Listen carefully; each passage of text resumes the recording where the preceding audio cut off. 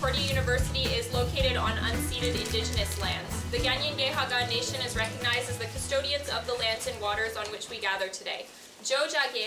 Montreal is historically known as a gathering place for many First Nations. Today is a home to a diverse population of Indigenous and other peoples. We respect the continued connections with the past, present, and future in our ongoing relationships with Indigenous and other peoples within the Montreal community. That being said, the roll call sheet should be going around, or will be going around. Just make sure to sign in, counselors, so that you can be counted on the minutes. For those in attendance or presenters, you don't need to sign in, so that's fine. At this point, we're on approval of the agenda, so if anyone has any modifications, deletions, amendments, additions, please speak now. Yes, Lexi. Can we move open educational resources presentation to the end of the presentation section? The last presentation. No problem. That. Yeah, sorry, I see a couple more placards. I'll get to them in a moment. Yes, is that Rowan or not Rowan's placard? Yes, Rowan. Can we move climate mobilization motion to the end of presentations as well, just because there's someone here to speak on it? Yeah, no problem. That.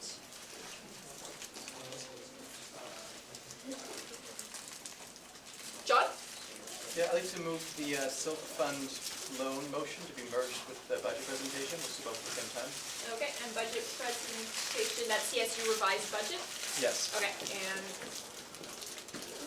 let's see.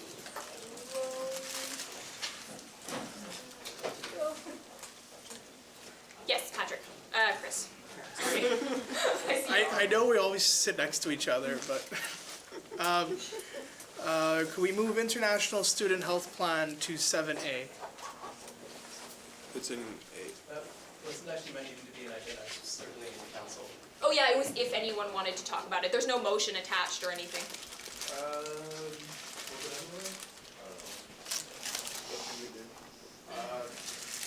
Yeah, I'll just create it as a point, move it there. Okay, that would be the first thing under substantive though, and there's no motion about it. Yeah, that's fine, just leave it there. Do you mind if it's the last thing under substantive? Yeah, sure, go for Okay. it.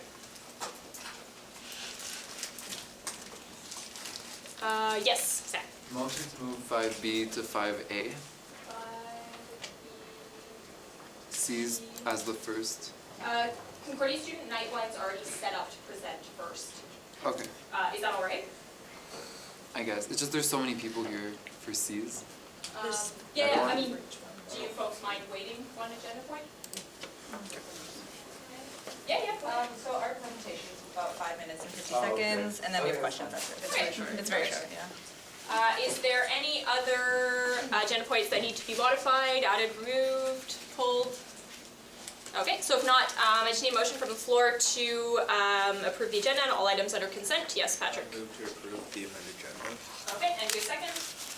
Jane. Okay, is there any opposition to approving the agenda as is? Or as amended, sorry. Okay, so that carries unanimously. I'm just going to modify the lettering so that it is in alphabetical order and then put it in the group. G, if you bear with me 1 moment.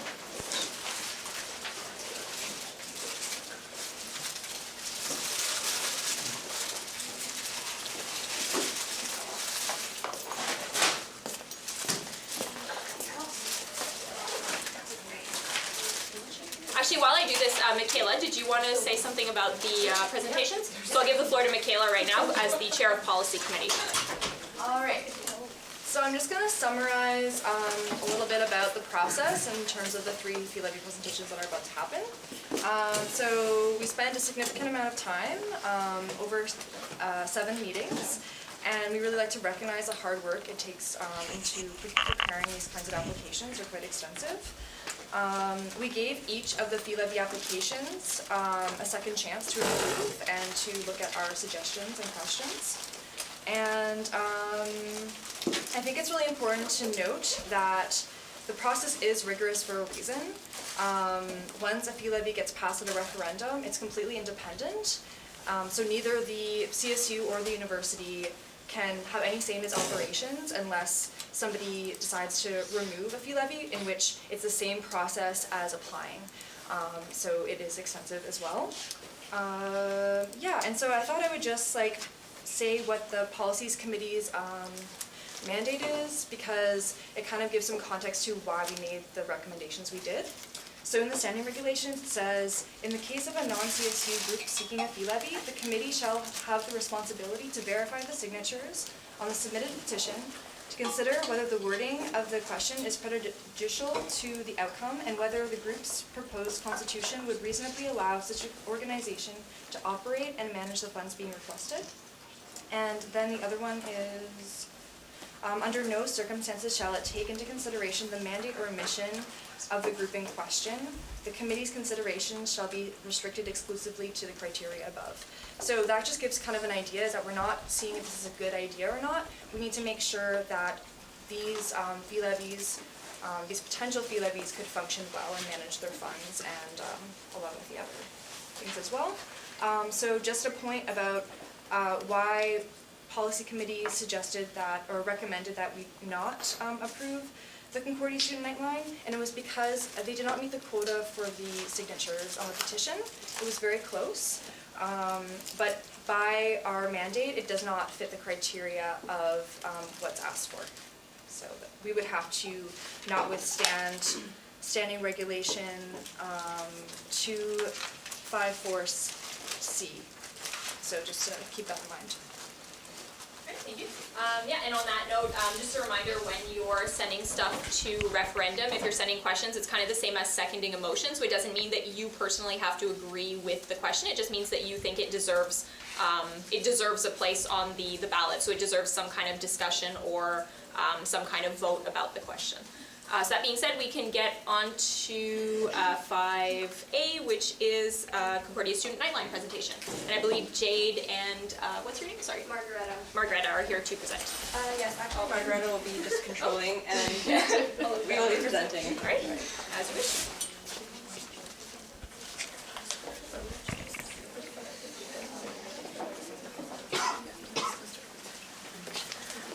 Okay, so we also did print out some hard copies if anyone needed a presentation. Anybody would like? Okay. Oh yeah, because it might be difficult. Cheers. Okay, great. Wait, I'll take one. Oh, okay, perfect. So thank you so much for your time. My name is Jade. I am the president and founder of Concordia Student Nightline. This is Camille. She is the training coordinator, and this is Claudia. She is the treasurer of the organization, and over there is Margareta. She is the VP external. So yes, once again, thank you so much, CSU Council, for giving us this time and space to talk about our organization. We're going to go over some quick points, and then by the end, we will be able to open the floor up for your guys' questions concerning our organization. So we are Concordia Student Nightline. We are a confidential, non-judgmental, anonymous active listening service. We are open on Fridays and Saturday nights from 6 p.m. till 3 a.m. Yeah. So as you may or may not have seen, we have posters all around campuses, both the downtown and the Loyola campus. We are really trying to reach all students from all faculties. So not only is our service a great resource for students to just have access to peer support when other services are not in service, we also provide an incredible opportunity for students to volunteer. So any students and any faculty, we really encourage them to volunteer for our organization. Ultimately, we hope that our volunteers can leave with skills and experiences that will eventually help them become better individuals and better support systems for their communities and hopefully themselves as well. So we opened our service in fall 2018. We're currently operating 2 nights a week, and that requires a group of 20 volunteers, each of whom takes minimum 2 shifts per month. They also commit their time for a monthly meeting, for extensive training, and then for any other duties that they have within the organization. So currently we're operating at max capacity. We have 19 volunteer members. Alright, so at the moment we are awaiting funds from the CCSL, as you see in yellow. We were awarded $1,900 last year, but not last semester. So we are reapplying for the winter 2019 semester. And until those funds are confirmed, we're currently running a small deficit. So the $2,000 from the CSU has already been spent to comply with the due date from last week. And we were given $500 from the Alumni Association, and we were generously awarded $2,000 from an anonymous donor that was set up from Gaia, the campus health and wellness coordinator. So although we are very grateful, it's very difficult for us to forecast our future expenses when some of the donations are one-time only. All right, so our ultimate goal is to expand to be open 7 nights a week, because unfortunately we can't ask students to save their mental breakdowns for the nights that we're open. With that being said, 7 nights a week would require a minimum of 56 volunteers. We want to sort of increase to get there gradually. It's essential that we're accessible when other services are not. So our goal for fall 2019 is to open a 3rd night on our calendar. And in order to do that, we'll be recruiting about 30 volunteers per semester is our goal. We do have a lot of interest in joining our organization. Last semester we had about 60 applications, which we narrowed down during our pretty rigorous training process. And as we grow as an organization, we'll have more members who are able to focus on recruitment, really streamline the process, and make sure that we can grow incrementally without putting too much of a burden on our current volunteers. So, as you can see, our membership is only going to increase until we're operating at 7 nights a week. By then, we anticipate 60 to 70 members of our core, and as such, our expenses will rise accordingly to accommodate this larger core. So the brunt of our expenses will be allocated to office materials and utilities, as well as nutritious snacks to the on-shift volunteers. And hopefully soon, we hope to include taxi vouchers to ensure the safety of our volunteers in trucking home at 3 in the morning. So here's our updated 3-year budget, and we kindly ask that you please review it. So most of it is the same. However, we did, our research has been updated as per your recommendation, and we lowered our wages, our researcher wages to $18 an hour, and that's how we hope to generate surpluses every year to mitigate the risk of debt. So in at most 5 years, or even earlier depending on the size of our core by then, we plan on operating at every night of the week. So at this point, our expenses will plateau and we'll see ourselves with a surplus of $1,100. And this can only be feasible with 5 cents per credit, and if you do the math, 4 or 3 would bring us to a deficit by our 3rd or 4th year. So as recent tragic events on campus have shown, there is definitely a mental health provision gap. And we really aim to be the service that's accessible to students when there are no other support options. As a P-Levy, we would be able to offer that service, and other student organizations have reached out to us to thank us for being available to their students, and we would love to continue to expand and grow. We thank you for your time and your consideration. We urge the council to not withstand standing regulation 254C, and we are now open and listening to your questions. So if anyone has any questions, you can ask the presenters. Yes, Margot? Oh, question, sorry. Was that a question? Is that a comment? Oh, yeah, questions or comments, sorry. This, like, our standing regs exist as, like, our rules, but also, like, we have to follow the spirit that they're written in. It's to make sure that students, like, actually want this kind of service. These lovely folks have proven that students actually, like, use this service. And I don't think we should hold them to the, like, strict standing regs because they did their best, and just because they're not, like, experienced collecting like signatures and, like, knowing that they have to go, like, a couple hundred over or whatever just to make sure, like, that's okay, and they're doing good work nonetheless. Thank you. Sam? Can you talk more in detail about what kind of peer support we can get? So it's an active listening service. It's a pretty specific service that we offer. It's not an advice line, it's not a counseling line. It's really a space where we train volunteers to listen non-judgmentally and in a a really engaged way with any topic that someone wants to discuss. It can be something light, it can be like, oh, my cat did this funny thing. It can be something heavy, it can be you walking home at night and you want to be on the phone with someone. And the topics that we focus on during training are certainly the more difficult ones, grief, mental health issues, all kinds of topics along those lines. So it's really a space, like we like to think of ourselves as a journal that someone can write in and just have like a warm, supportive ear. Thank you. Jane? Yes, I have two questions. Just one for the executive first. What is the required number of signatures and how many did they validate?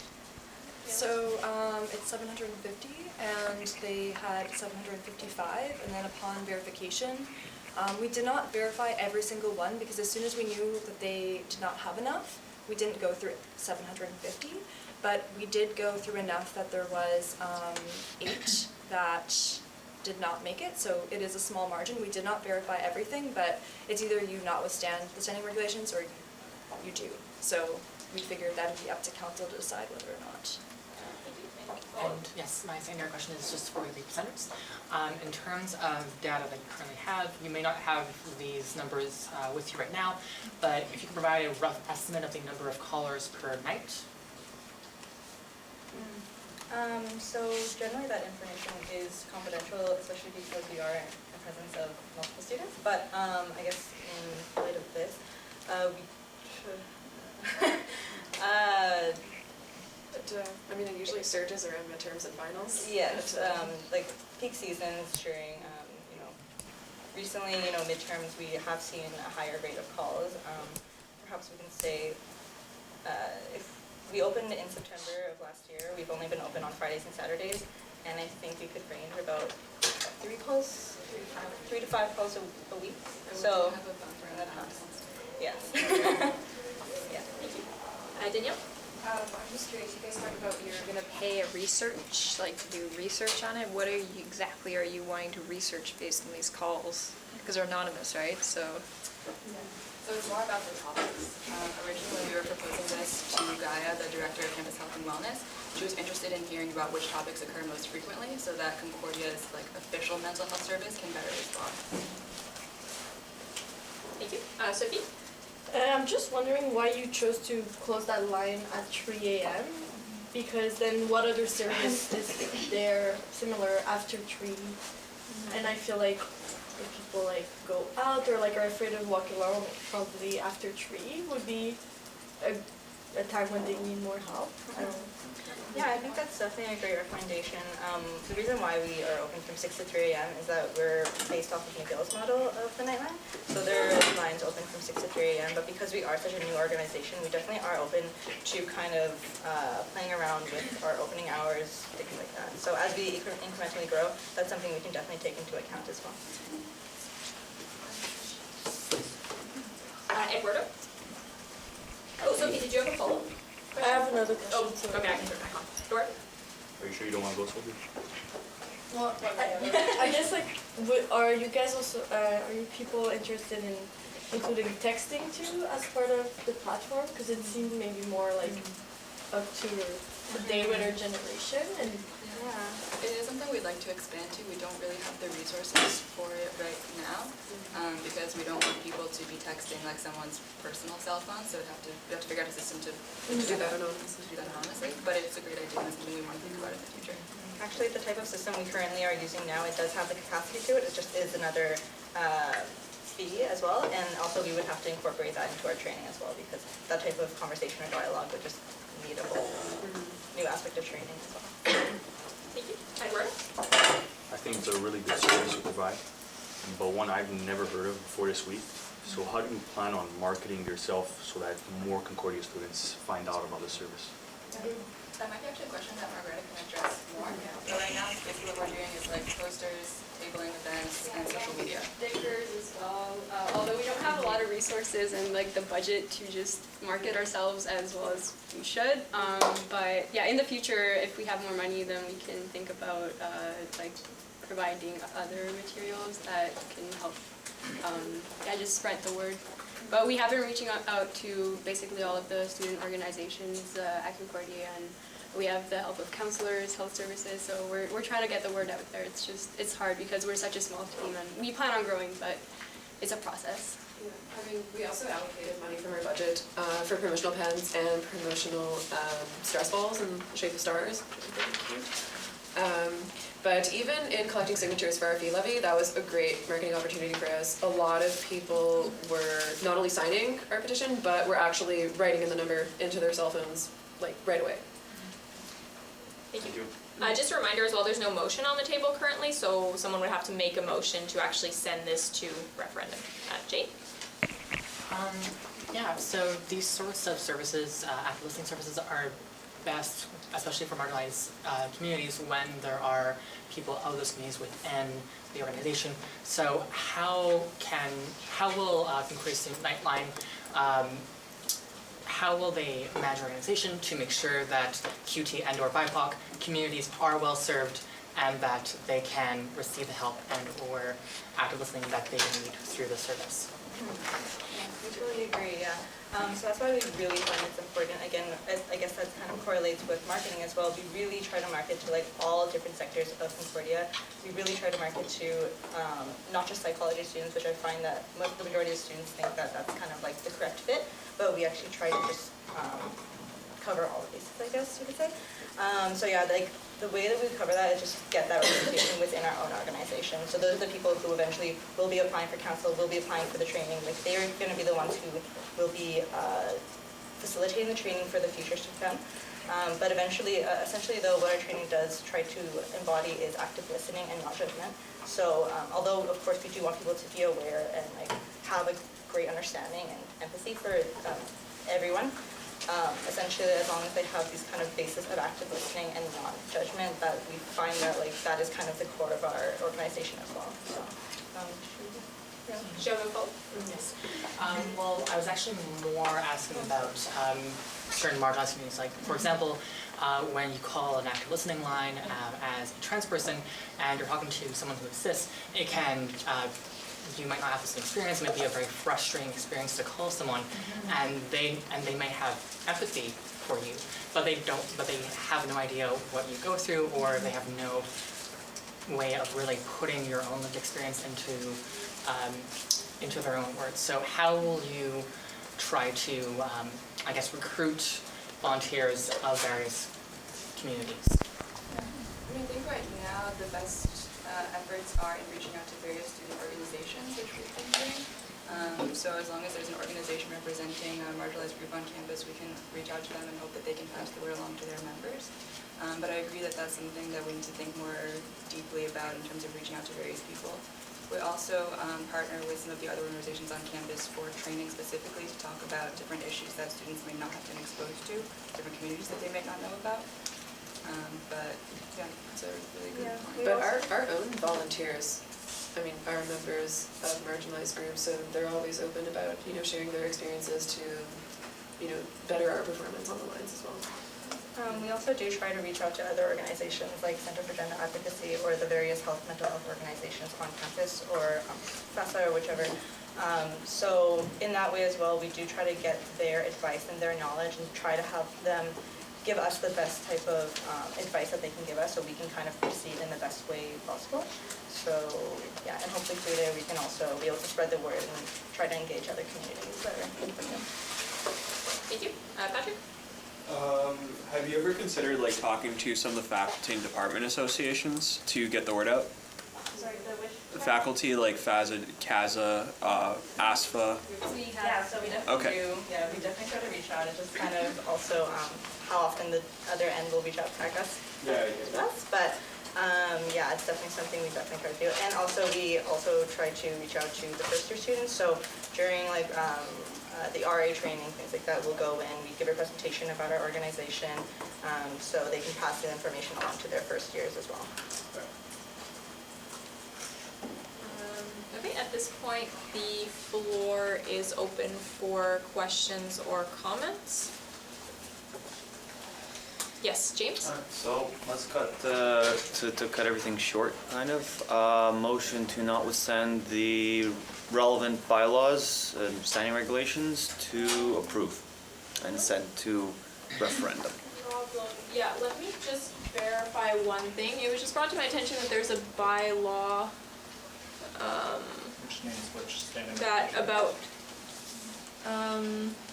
standing regs, I just want to verify it, because I know we've done this before. Or actually, I don't know if we have. Are you talking about the notwithstanding? 9.6.1. That one's,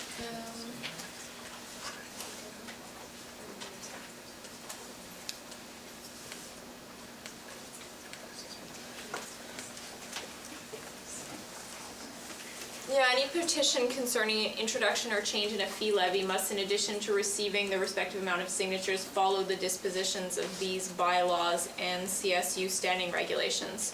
So we have a bylaw that says that we need to follow the standing regulations, and bylaws can't be not withstood. That's unfortunate. But if we, Yes, Margot?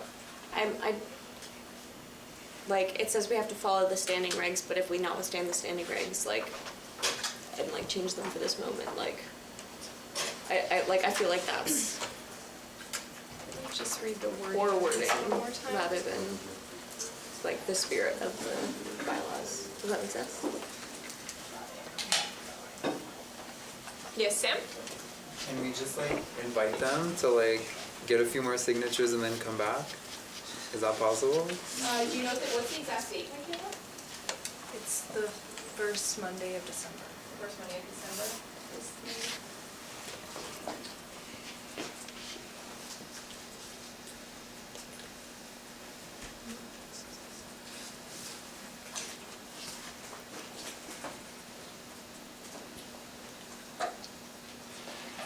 Just trying to make sure that we're not breaking a bylaw, and sometimes the bylaws are worded very interestingly.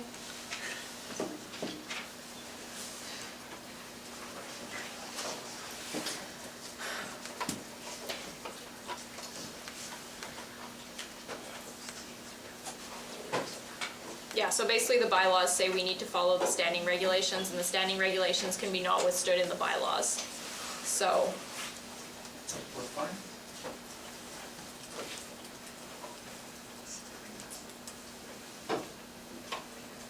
I mean, that's a question for JB, whether or not that's contradictory in and of itself. But it's a circular, like, there's no answer to that, sorry. Michaela? Yeah, did you get to JB? And also, like, worst case scenario, you've worked very hard on your constitution and all your other documents, and in the by-elections, you'll be very ready and prepared with your signatures to have it implemented. So it's not a full year. It's about, you know, you could have it implemented by November. And in the meantime, we can direct you to other funding sources, as we did in the minutes, to work towards the goals that you want, because obviously in this room, people really care about the work that you're doing, and I'm sure some of our committees would contribute to that. Sorry, I'm confused about where we are. Yeah, so judicial board is basically the place where you go when they're interpreting our bylaws, and it's the last place that you would go, and they're basically the final decision. There is, and like you can appeal it, but it's quite hard. I think it's like a 4/5 vote from council. But they would basically look exactly at the bylaw, and they would make a decision if we could not withstand. So it would go to JB. You can do a complaint form, and they would look at it, and then it would come back to council, and we would decide from what JB has recommended. If JB does not recommend us, then would we have to recollect all 750 signatures, or could we just make up for the extra signatures that we missed? I don't personally know. I don't have an example of something that's happened in the past, but possibly this could be, I guess I'm gonna ask the chair, would this be up to policy committee to decide, or JB? It would pretty much be up to policy committee to decide. It's happened before. People don't get enough signatures, you hand it back and tell them to get some more. Okay. It's not an unknown occurrence, so, yeah. Stick to one on this, like, 10 signatures max, I'm like ready to go. Okay, yeah, I'm good. Do you want, yeah, Michaela? Yeah, because you mentioned that people in this room, they want to pass this, and someone had just mentioned that can they add the signatures? Sorry? Did you just, okay, so someone mentioned that if there could be added signatures to the petition, Yeah. but it's past the deadline. So basically, Oh, if it's past the deadline, then no, but in general, like if Yeah. it's before the deadline, yeah, you can kind of petition Yeah, back, so- but not past the deadline, sorry. I didn't know that was the question. yeah. So if it did not pass, then you need to wait until the by-elections. Okay, and then we collect all signatures. Um, You would take the petition You can back take the and- same Yeah. petition and add the then- signatures, and but then until the new deadline, which is it's the Monday after the 15th of September. Okay, the Monday after the 15th of September, and then, We'll talk. okay, yeah, maybe, yeah, okay, so. The councilors still have questions, Chris? Yes, so I think we're all in this room, we have voting power, that's not an easy thing to get happening. We have many people with fee levy presentations. Nightline just took their time to give a presentation, and if we say no to them today, they gotta go do the presentation all over again. I think the right thing to do is to have the vote, say we're going to not withstand, it will go to JB, and if they disagree with that, they can strike it down. I think it's a way more efficient way to go, and it gives them a chance to potentially have this going to the referendum if the room decides to let it go that way. Thank you. Jane? So do we currently have a JB? Yes. Yes, okay, great. And also regarding these signatures, if you represent at the by-election, you may need to recollect those signatures just because there may be students who have graduated and are no longer valid signatures, so it might be a little easier just to collect them than have a bunch of them be disqualified again. Sophie? Yeah, I would advise against voting for something that you don't know you can do legally yet. That sounds like just a surefire way to get into like complicated conversations and potentially give false hope because we don't know what JB is going to say. None of us are members of judicial board unless members of judicial board are present, and I'm not aware. So if we can just like move on to the next presentation. I'm really sorry, I know that this is garbage, but I just really think that like if you vote as a council, if we all like if the councilors vote as a council and then JB overturns that decision, that's just, it might unduly influence what's supposed to be an unbiased decision about the integrity of our bylaws, if that made sense. Thank you. James?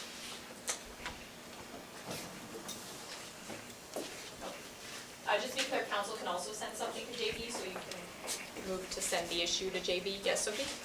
I'm going to send this the issue, that's a poor word, Yeah. I think, but whatever, the issue to JB. And You can send the interpretation of bylaw 9.6.1 to JB. okay. Perfect. Do we have a second? James, is there any opposition to sending the interpretation to JB? Okay, so I will write them an email, and this will go to the judicial board, and they will come back with an answer. Yes, Patrick? I don't think, I think sending a judicial board is a great idea that we just did, and it's awesome. But the thing is, it doesn't fix the issue of the fact that Nightline needs an answer tonight if we're gonna bring it to a referendum or not, because if we don't motion now, then we're gonna probably have to call an SCM or something of that nature, just because, like, unless we can do it shorter, just because the general elections are coming up pretty soon. And so I'm pretty sure we need this done tonight. I have a question for the chair. Are we sure if we can do this tonight? Nope. So even if we were to give Nightline an answer tonight, would this guarantee that it would be on the ballot? No. Okay. James? Yeah, so I motion to notwithstand the relevant standing regulations and send this question to a referendum. but it's out of order because there's no indication in the bylaws that it's in order. Right, So well, JB the has question it. is, going to JB, and if it gets overturned, it gets overturned, and let's just say pending the decision, unless we can do a motion saying pending decision of JB, if it's affirmative, then it's on, if it's not, then it's not. But you can't move something that's out of order. Like you can't do something that doesn't exist yet. Like it's out of order as it stands currently, because the way the bylaws are written. All right, then order of the day, because then we can't do anything else. Okay. That's All right. order of So the day. in that case, if there's no more questions, I'll send the issue to JB, and then they'll come back to us with a response. Okay, So- so from this point, we're just waiting on the response? And Yes. we have no, okay. Yeah. Great. Okay. All right. Thank you very much for coming and taking the time to present. Margot? I just want to sincerely apologize for the state of our bylaws.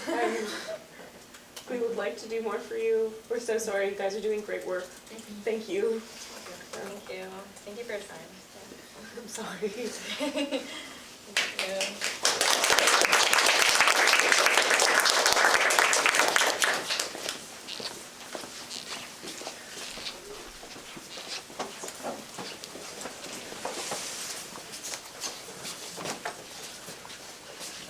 So at this point, could the presenters from C's please set up their presentation? Or if you're presenting as is?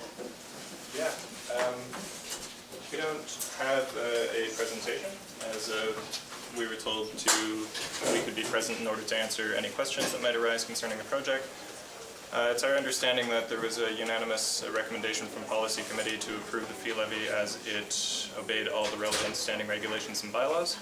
So I believe people are more or less familiar with the project. So if there are any questions regarding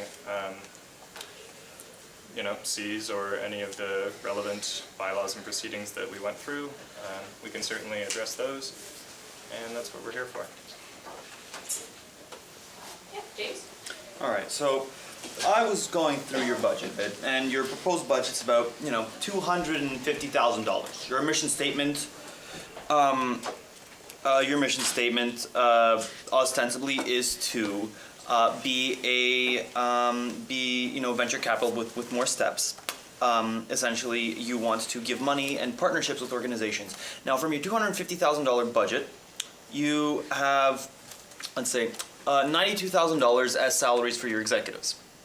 Another $20,000 for salaries for interns, but only $60,000 for any partnerships. That's about 20% of your entire budget, whereas you're paying yourselves more than you're actually paying for your organizations. How do you justify this? Bring down the... Okay, so firstly, they're not executives, they're staff people. Secondly, I believe you are on Policy Committee, so I'm just curious why that wasn't brought up within conversation with Cs. And thirdly, the questions that you're asking, I believe, are more value-based, in which case I think that they should come in the form of a vote during a referendum as opposed to the current matter at hand, which is to discuss the procedure of whether or not we followed it. Thank you. Sam? How much support did you get for this? Like, do you have how many signatures? Do you have a lot of members? Totally. So we have two petitions. The first one is the one that was submitted that had a little over 900 signatures. The second petition is over 1,000 signatures now. I can quantify other forms of support if you'd like. We have 20 people that went through the curriculum series in the last semester. We currently have around 20 in the one that's running. From all the students that I've spoken to on the ground, there's tremendous support there. We have endorsements from a couple different student organizations, which include SASU, some of the executives of which are present now in the Hive Cafe. I suppose I could go on, but thank you. Was there another placard over here? Was it Jane? Yeah, okay. Go ahead. I was just double checking the email chain. So in the initial email that you received from Policy Committee, it was asking as to why the general coordinator was budgeted much higher than the other coordinators. And so that was a question posed in the email. I couldn't find the answer in your email. I'm not sure if you answered in the emails themselves or if you met with someone in person. So would you mind elaborating a bit on that? So I think the reason for that is twofold. Firstly, because the general coordinator of the organization is scheduled to be allotted more hours than the other coordinators, as they'll be like the chief executive officer of the organization, as well as handle like the regular day-to-day functioning and be the spokesperson. But secondly, because what we're trying to do effectively is create an organization that will transition the economy and facilitate wide economic change. So what we need is to ensure that we attract like people that are professionals within these positions, and we consider that the salary we put in the budget to be one that's reflective of that need. Thank you. Jace? Right. So once again, towards your allocations of your budget, your mission statement essentially is to as you just said, you want to transition, you want to give money, right, as essentially a startup funding. You want to fund startups that don't believe in profit, number one. Number two, you're using, let's just say $60,000 out of $250,000. Let's just say that's 25% of your entire budget. Why should we give you $250,000 so you can skim 75% off the top as a middleman, instead of just us funding these organizations directly?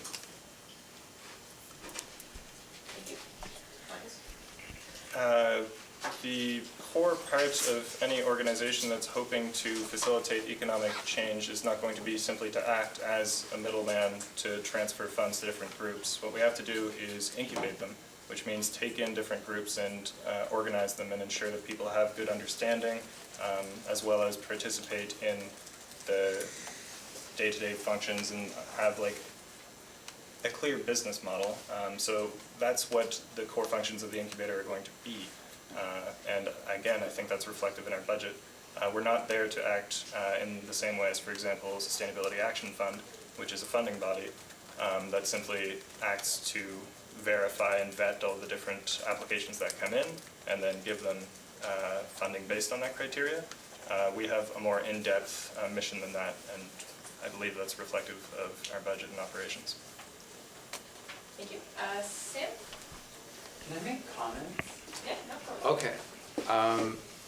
I want to clarify, it's very normal for an incubator to have these types of costs. This isn't just investments that we're throwing at people, we're also educating them. Well, not we, but if we support this. Anyway, it's about, we're educating these people to start their own co-ops, right? Yeah. And it's just you have to take into account, these aren't just expenses that are going to be wasted on staff. These are people who are going to teach about a form of business that is less common, and you do need to learn a lot about it. And they want to make sure that the businesses that they do invest in have the best chance of being successful. And that's what an incubator is. To perhaps clarify a point that my counselor brought up, or to perhaps answer it. So for a lot of non-governmental organizations or nonprofits that work within communities, it's very common for a operational budget to be 6%. For salary costs to be 6% of the operational budget. It's very common. A lot of organizations have their budgets set out in that way. So in this case, C's having 60 to 65% of their budgets resourced towards salaries is not out of the ordinary. It's actually, it's quite common for this sort of organization.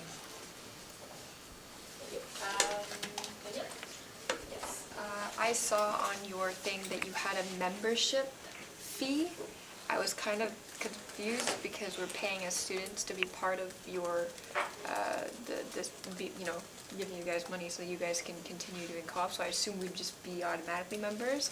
And I also noticed that the membership fee was not on your budget as well. So I'm kind of confused. What is membership fee and how does that work?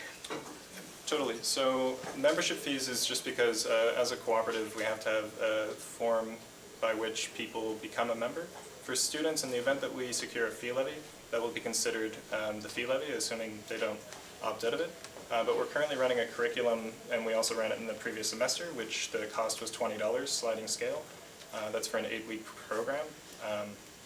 So that's like what our intention is just to attach like a very nominal fee to membership and to consider the fee levy that students pay as constituting that fee. What we're trying to do by doing that is just make it open to non-student community members. Okay, can I ask a follow-up? Yeah, go ahead. Okay, so basically what you're saying is that the membership will be for people who aren't necessarily in school right now, and will be considered as members if we are attending Concordia Yes, but automatically? but there will be, like, all undergraduates won't immediately be constituted as members. There will be a process beyond that, but. We have to pay the fee. No, you don't have to pay the, like, none of the students will have to pay the fee. That's what the fee levy is considered. Thank you. James? Right. So, the CSU, right, is going to be giving you the chance to gather $250,000 from students in order to bring about your vision of a, let's say, Marxist utopia, which has killed millions of people in the past. Why should we do that? Point of order? Yes. Point of order? Yeah, let's stop with the rhetoric. It's just. You want to answer that? Yeah, but maybe a little too much. Eduardo? What is the motion at hand right now? Currently, there's none on the table. Oh, all right. John? Yeah, I just wanted to make a quick comment saying that, remember that we're not just voting on whether you personally want Cs to have a fee levy. I'll never tell folks that values shouldn't be a part of their decision making. In fact, I encourage it, I do it all the time. But the real thing we're voting on is, do we think this should go to referendum? Should students have the option to decide what they think of Cs?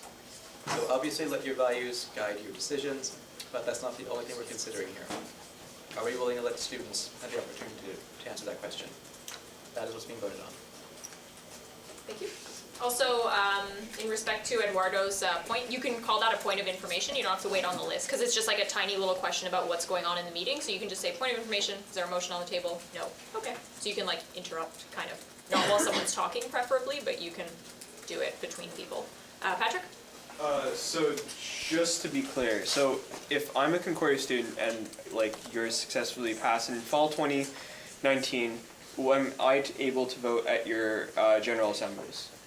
Like I said, there's more membership requirements than simply being a student. Otherwise, it would likely be impossible to obtain quorum, for example. So we're going to have a membership requirement that I believe is set to having demonstrated like a certain knowledge of the solidarity economy. It used to be that it was to go through the curriculum series, but that was like a conversation that was had back and forth with the policy committee and was deemed to be restrictive, so we reformed it so that it's just that people have to show like a willingness to engage and understand what the solidarity economy is in order to participate in the democratic governance of the incubator as an organization. Okay, cool. Also, Caitlin, can I just make a comment? Yeah. So like if you don't like this, like that's great, but maybe you can form a referendum committee to counter this if you don't like it. But I think we should just be like looking at the organizational aspects to this, and if like it can be held accountable as students, because we'll be paying into this. So yeah, that's all I have to say. Thank you. Just a reminder, there's no motion on the table currently. Rowan? Yeah, I was just gonna kind of go on that same point of like the limitations for membership seems a bit strange to me. And I know like the quorum's a problem, but I think most fee levies just put like a number, like whatever percent or like this many people, which I know you have elsewhere in your bylaws for a different type of member. But yeah, that was my point. Thank you. Sophie? Well, yeah, I'm just continuing on the member qualification, because it states in your bylaws that you must have one of the following, like a basic training of Cs. That seems okay, or like working 40 hours or more with Cs. So that seems like to be a member, or like to, and the other criteria is to be recognized as having an equivalent training or experience in accordance with an accessibility policy maintained by the board. It just seemed that it's super restrictive and there's a lot of guidelines to become a member, whereas my understanding of Phi Levy Association is that they're really like super open to all undergraduate students. So I don't know if that was addressed previously in the policy meeting, but that's something to me that seems super restrictive and not accessible as a Phi Levy organization. Did you want Yeah, so as we're trying to create a new organization that's a cooperative, that's membership-based, but is also student-funded and is a fee levy, it means that we have to find a compromise between, on the one hand, being a solidarity co-op, and on the other hand, being primarily student-funded, and the fact that most students realistically are not going to have, or are not going to be involved in the same way that all the fee levy organizations, the People's Potato has a capacity of like, 400 or 500 people per day, and the same can be said about all the other fee levy organizations. So what we need to do is create and what we've done is create a criteria that sort of determines which of the student bodies, which of the members of the student body who choose to become involved with the incubator, how they become members in that way. So what we've decided is the best criteria, in conversation with your policy committee, is to demonstrate like a knowledge of the solidarity economy, to demonstrate an interest, so that they can, as a very basic form of membership, so that they can get involved at that point. Thank you. Do you have a follow-up? Okay. James. So, going back to the idea that your organization explicitly references Marxism in its name, there's a bit of an inconsistency that I find in your own bylaws to that effect. This supposed dream of your classless society, this organization that espouses rhetoric from that ideology, also in its bylaws, contains 3 classes of membership, one of which requires $1,000 of donations to your organization. That class of membership also has a disproportionate representation on your board of governors. This is not something accessible to most students at all. How can, you're supposed to be as an organization that's supposed to be for the Concordia community, how do you justify excluding the Concordia community from 40% of your board of directors simply due to financial means despite espousing a Marxist rhetoric?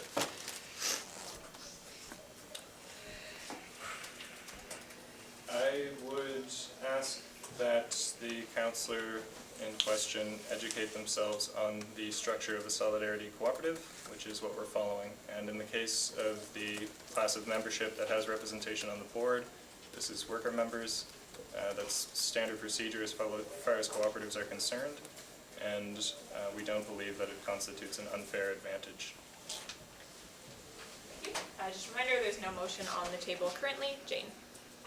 Okay, so personally, it does make me a little uncomfortable when I look at your bylaws and I look at the criteria for the board directors, because based on this, there is 1 seat reserved for a Concordia student, but aside from that 1 seat, there's only 1 other seat that is accessible to a Concordia student. That's the user member seat. So theoretically, Concordia students have access to only 40% of the board seat, unless they volunteer or contribute towards the organization. Now, that's just my personal stance. In regards to your bylaws, in regards to what policy talked about, it is in order with what we need for a referendum question. So I move to put the question to referendum. Sorry, you can't put it after doing all this. Sorry about that. Is there anything else you wanted to add? I guess I can ask a question. So why is there that limitation for the board directors? Sure. So the structure of a solidarity co-op, so to speak, I guess put to both the most recent questions, the structure of a solidarity co-op is to bring together different interest groups in order to create a structure that meets their common needs. So in this case, what we're creating is a cooperative that isn't just, is meeting the needs of students for sure, but is trying to create a broader alliance for the creation of a solidarity economy and for the advancement of a solidarity economy. in Montreal. So the supporter member category is there to provide a formal mechanism for input and decision making to allied groups that are in solidarity with Cs. The worker members are there in order to represent the interests and the expertise of the workers. Often at fee levy organizations, you end up with workers who are who don't have any formal power within the organization, and we've decided to create a different structure that allows formal representation by the workers, by allied organizations, and by students. And students could be that it's actually conceivable that the students would be 100% of the board in the event, for example, that there's a student-based organization that's elected to the board as and the student is representing that organization as a supporter member. It certainly could be that both that the worker member board seats are occupied by students. Certainly, employing students will be part of the mandate of Cs. And then finally, as was previously mentioned, both the specifically student board seat and the user board seat would both likely be filled by students. Thank you. Margot? I'm just wondering, generally fee levies provide a service to students because students pay for them and then they get that service, they get the benefits. This seems to benefit a few people, and I get everyone gets to enjoy the joys of the co-op. I work at the Hive, but how does this benefit everyone who pays a fee levy to it? Can I address someone else in the room, or are you the only person presenting? Because there's a bunch of folks and they haven't talked yet. Totally. Yeah. I guess that's a really good question, actually. And not, I guess I'd argue back that not every fee levy addresses every student or benefits every student at Concordia. So member centers, SAF doesn't benefit every student, or Center for Gender Advocacy doesn't benefit, or not every person uses that resource, let's say. Although they are really important, not every student interacts with it. So I guess that would be the same for Cs, that it is a service that's there. Oh no, did I say something wrong? I should have spoken. But it's gonna be, the service of Cs would also be a place where people can bring their ideas, and also it's gonna be a place where we offer workshops and education about solidarity economies. Yeah, I don't know, that's what I'd say. Okay. Samantha? Excuse me. So I'm part of the policy committee, and we had looked over your complaints policy, we had looked over your bylaws, we had looked over everything. I liked what I saw in the end. We all thought you were cooperative enough working with us. And there are only two questions that remain. One of them being, you left a provision that you planned on organizing outside of Montreal, and that technically would be across Canada. Was it in your intention or your objectives to expand outside of Concordia in the future? And is that why that provision is there? Yeah. So I don't know. We sent it yesterday, so maybe you didn't get it, but we did amend that particular. I didn't receive anything. You didn't receive an email? Yeah, I was scrolling my card forward and I didn't find a response to the... Okay. Anyway, I sent Michaela an email yesterday with amended, but we did amend that section in response to your question. What it says now is basically that we can hold meetings outside of Montreal if circumstances arise. So it's not that we intend to create some kind of pan-Canadian cooperative empire, but we're also not ruling it out. So. And just as a follow-up, so the long-term objectives is to try and facilitate economic change on as wide a scale as possible. So just being future-oriented, that's why we include these kinds of provisions. And that leads me to my second question. And to be quite honest, I figure that this perspective might bring closer to the debate we're having around the contributions from member classes. I once worked with a painting cooperative, and they wanted a $1,000 contribution from me straight off the bat to ensure that I was going to put in the hours they wanted and the work integrity that they needed, because this was a serious thing. Is this your intention as well in demanding these specified predetermined commitments from worker members? Sweet. So just there was a bit of dialogue on that. I believe we reduced it from 1,000 to 100. It's 1% of the.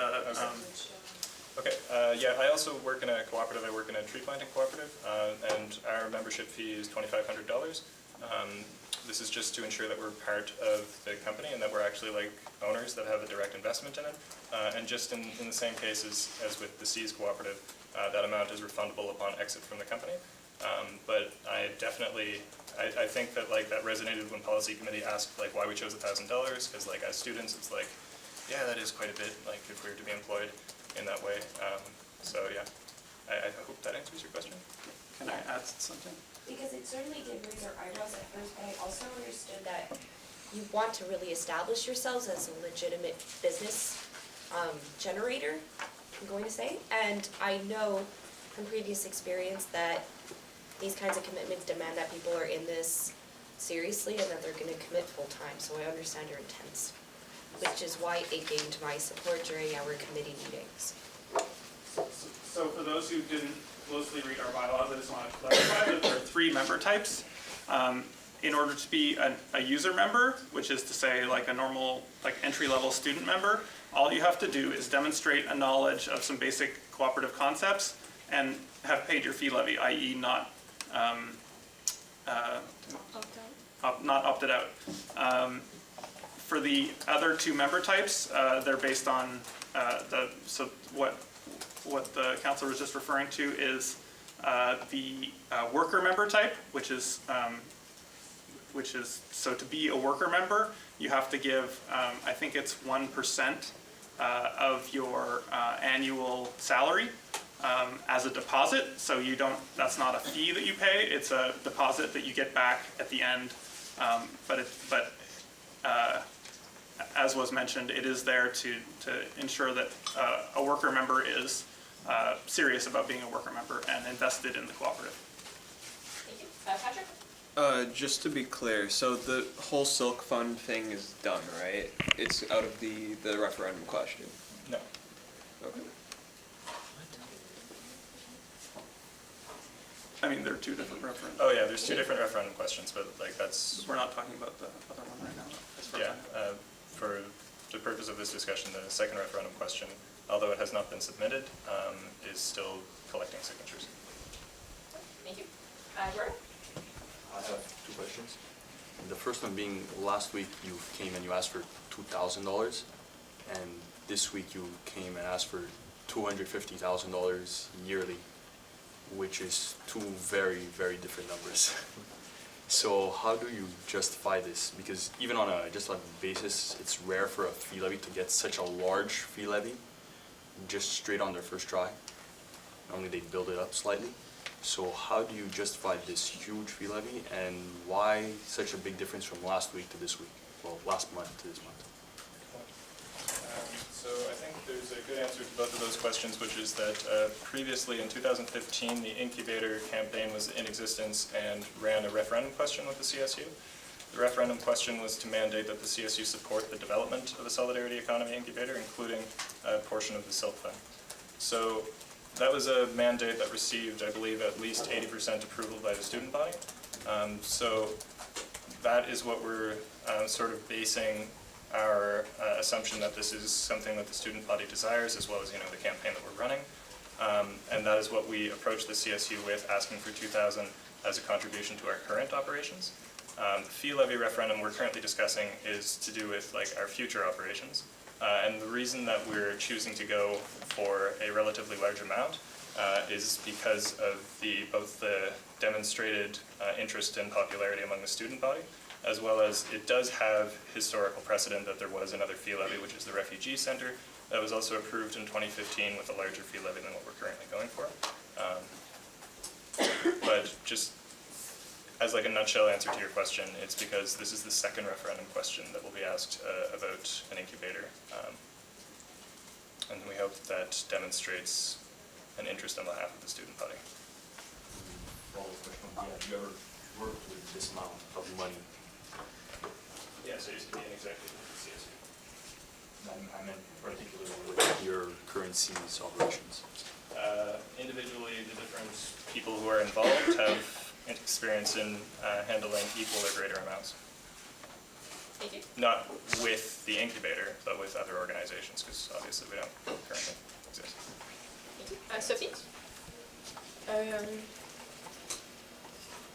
I'm just curious because you said you're gonna do another referendum question about the sub-fund, and if that concern your C's and okay, wait, let me rephrase it. If you're gonna do a fee levy application, but also submit a referendum question to get that fee levy from the sub-fund as previously proposed in the upcoming election, this is your current strategy?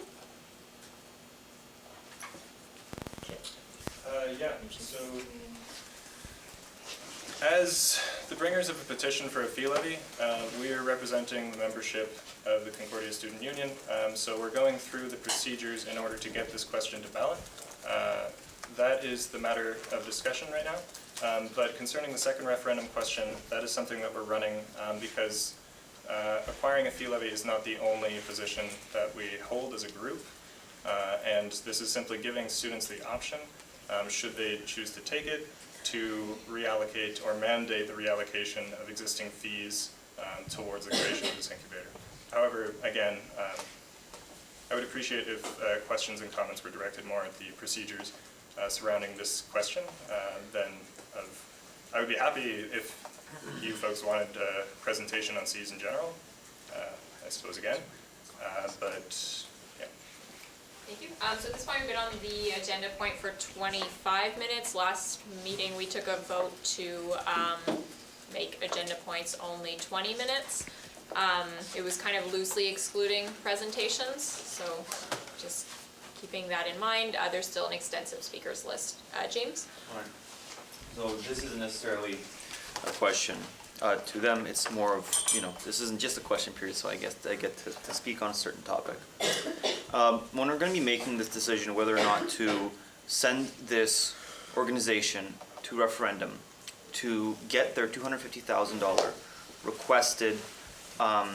requested fee levy per year, this is something I think that we have to kind of consider, is that what we're essentially doing is we're taking that money and we're putting it into a black box. And out of that black box, about 75% will be removed.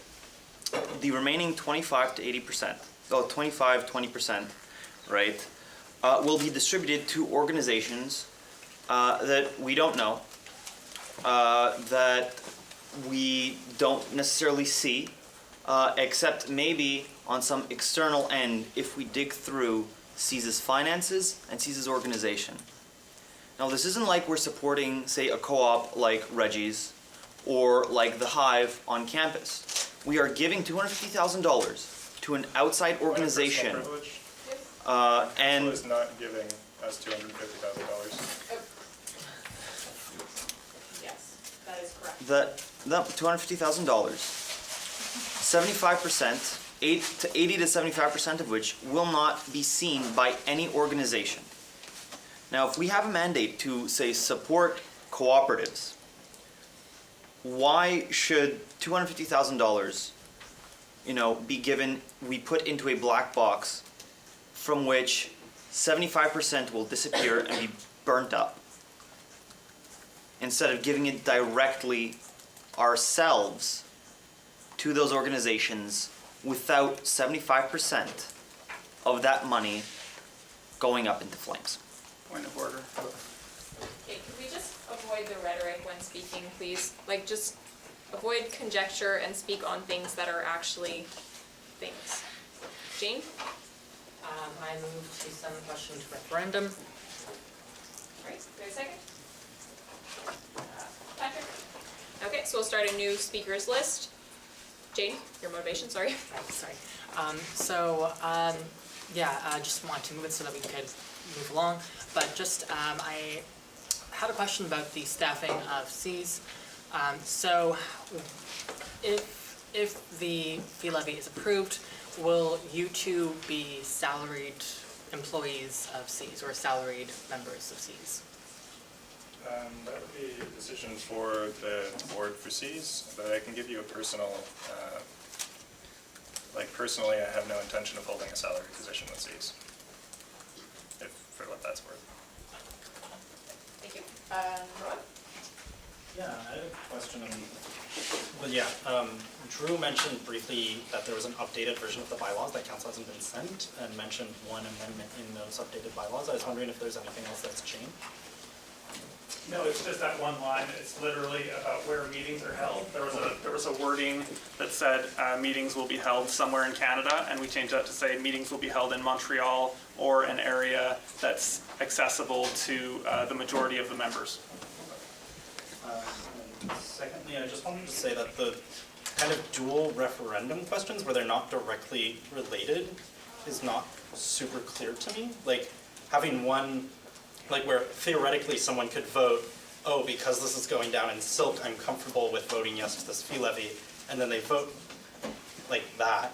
But then let's say the silk one doesn't pass, and they essentially didn't get what they want. Like to me, that's just unclear and not well structured, and I'm not super comfortable with that being sent to referendum. Thank you. Margot? Yeah, I'm not sure, maybe Michaela can answer this, but I don't think that's what policy agreed on for the referendum question. Do you want to clarify? Yeah, so in the past, we did ask about this in our email about if, because in your document, the C's document, info document, it said that there was going to be 2 referendum questions, and then in the application form, it just had 1 question. I understand that it can be seen as separate, but it is quite related, and I think it's very important in good practice to come to the executive team and come to council to say that you're using the silk fund. And I think it is an important distinction that in the past when there was a referendum on this topic of an organization like C's to be supported, which it was for the CSU to be doing this and not a fee levy. And I don't know about any kind of practice of a fee levy being funded through the silk fund. That's not really the purpose of it, and it can create kind of a bit of a precedent. So yeah, I think it is a little bit important to bring up. Thank you. Sam? So I don't think it's bad for, oh, can I speak? Oh, sorry, you have follow-up. Yeah. Okay, go ahead. Sorry. It's okay. I know that this was passed a policy based on the information that policy had at the time, and if it has changed since then, that seems very shady, and also not particularly democratic, and also I'm not comfortable with it as a member of policy, though I did abstain from the final vote. This is not, this is supposed to go through policy first.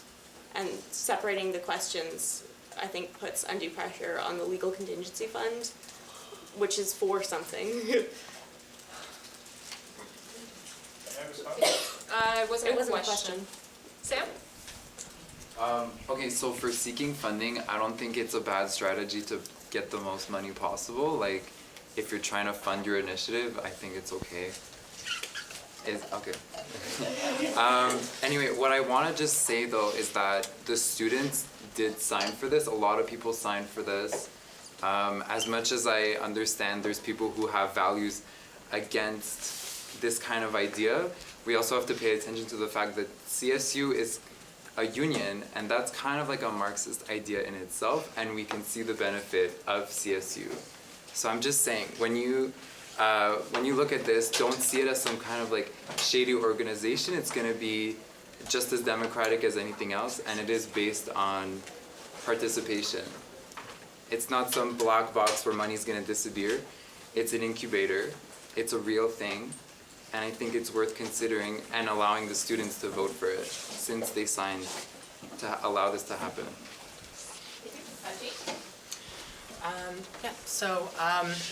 Question for anyone who is here on behalf of Cs. So cooperatives tend to have a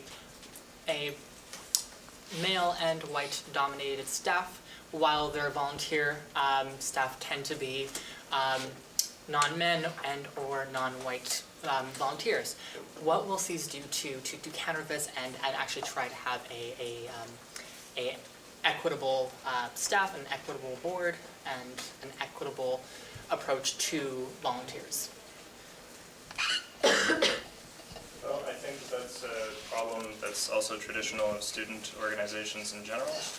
So what we hope to do and what we've done with the curriculum is do our best to reach out to ensure that there's participation from people with marginalized backgrounds. That's a practice we will certainly continue. It is certainly an issue of cooperatives and the cooperative movement, at least in Canada, that it tends to be dominated by people who are generally like white. And yeah, I think it's a real issue, and we'll continue to try our best to address it. Yeah, follow up? Can I add to that, actually? Yeah, it's a problem that we really recognize within our own team right now, and that we've been we've been just having a lot of discussions about it, and so just to say that we've already recognized it. It isn't anything special or anything, but that we're trying within a core team to continue talking about it. It's always a discussion that we're having. Yeah. Did you have a follow-up? So when it comes to volunteering, those that can volunteer and that have the time to volunteer tend to be people who are not in a economically precarious situation, who tend to be white, who tend to be men. Have you thought about maybe having separate kind of guidelines for QT and or BIPOC people who want to be members? So not just the user members, but those that require a certain number of volunteering hours, to lower it for those who fall within more marginalized communities. Well, yeah, there's creation of an equity hiring policy would be one of the things that we would immediately. Sorry, I meant more just the volunteers. Oh, the volunteers, right? Have to do the exact same amount of hours regardless of their own backgrounds. So do the current members of Cs have the stance that they would make the volunteering requirements more equitable for marginalized communities? That's something we can certainly explore. I think it comes from I think it's a good spirited suggestion, and we are having ongoing conversations about this, so I feel yeah. So, if they've changed their fee levy question and it's different from what they got the signatures for, didn't students not sign for this particular fee levy question? Point of clarification. That would be a question for policy, but yeah. We did not change the question. There's two questions being discussed, despite what I believe is procedural. One of the questions has to do with lowering the SILC fund. It has not been submitted to CSU. The question currently being discussed is the fee levy question. They're separate questions. And also, is there any opposition to a secret ballot? Yes? Isn't stuff like vote by roll call and secret ballot automatic just if one person requests it? Not under Robert's rules. I can verify it for you, but it could be a bylaw in a certain organization or something, but. Because anyway, just from my personal experience, the moment one person requests something like this, it's all you need is one request and it's a secret ballot. Huh? I can check it with you, but I just prepared my presentation for PSSA. And yeah, is anyone against it, first of all? Okay, and I'll get back to you on that one. Okay, so if no one's against it, we can move to a vote by roll call since questions have been called. And I do believe I have all these lovely papers here just in case this were to happen. Oh, thank you. I can do half. Okay. Question. Oh, wait, yeah.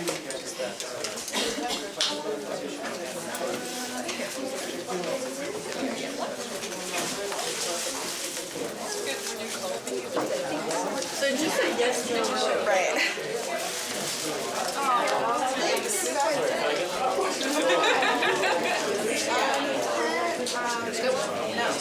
Me neither.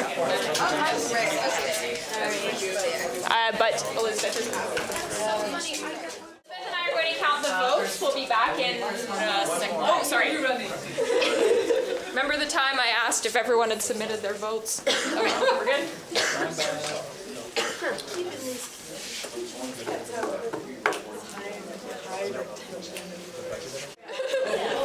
Very good for your skin.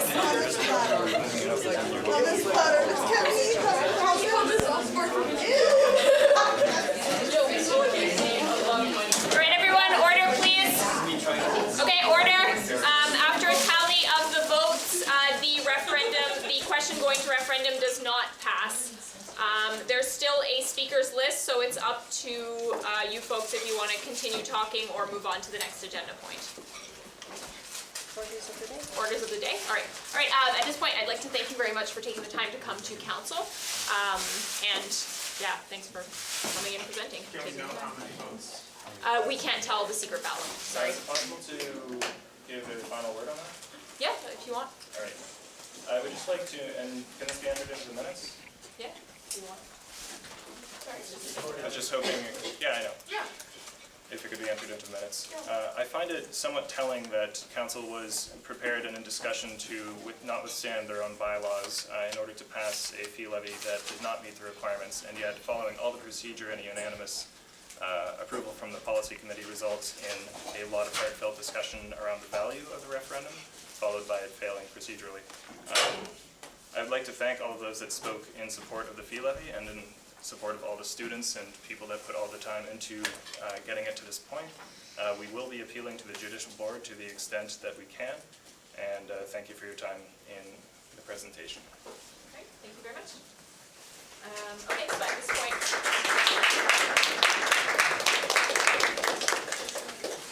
point, we're on 5C, which is the WUSC fee levy application. Do you have a presentation or anything you need to put up? Okay, so we have the computer there.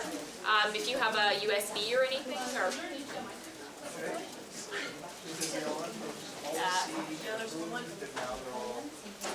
yeah. Oh yeah, if they're just noting. Okay, great.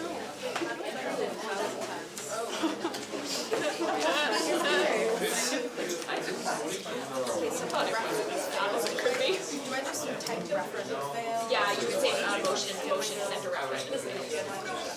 And then you could vote count Stacy. Is it, does it work?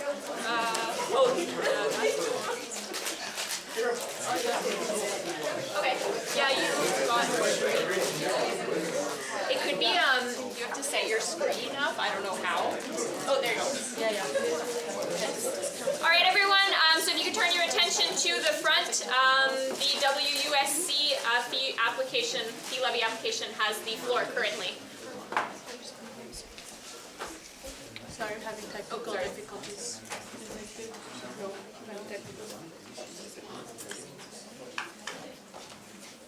Wait, sorry, my computer's good. I need to graduate.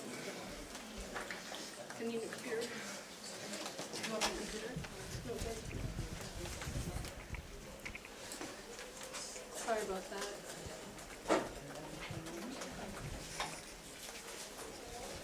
Because it's right on top of the projector. Alright. Alright. Okay? Yeah. So, one second.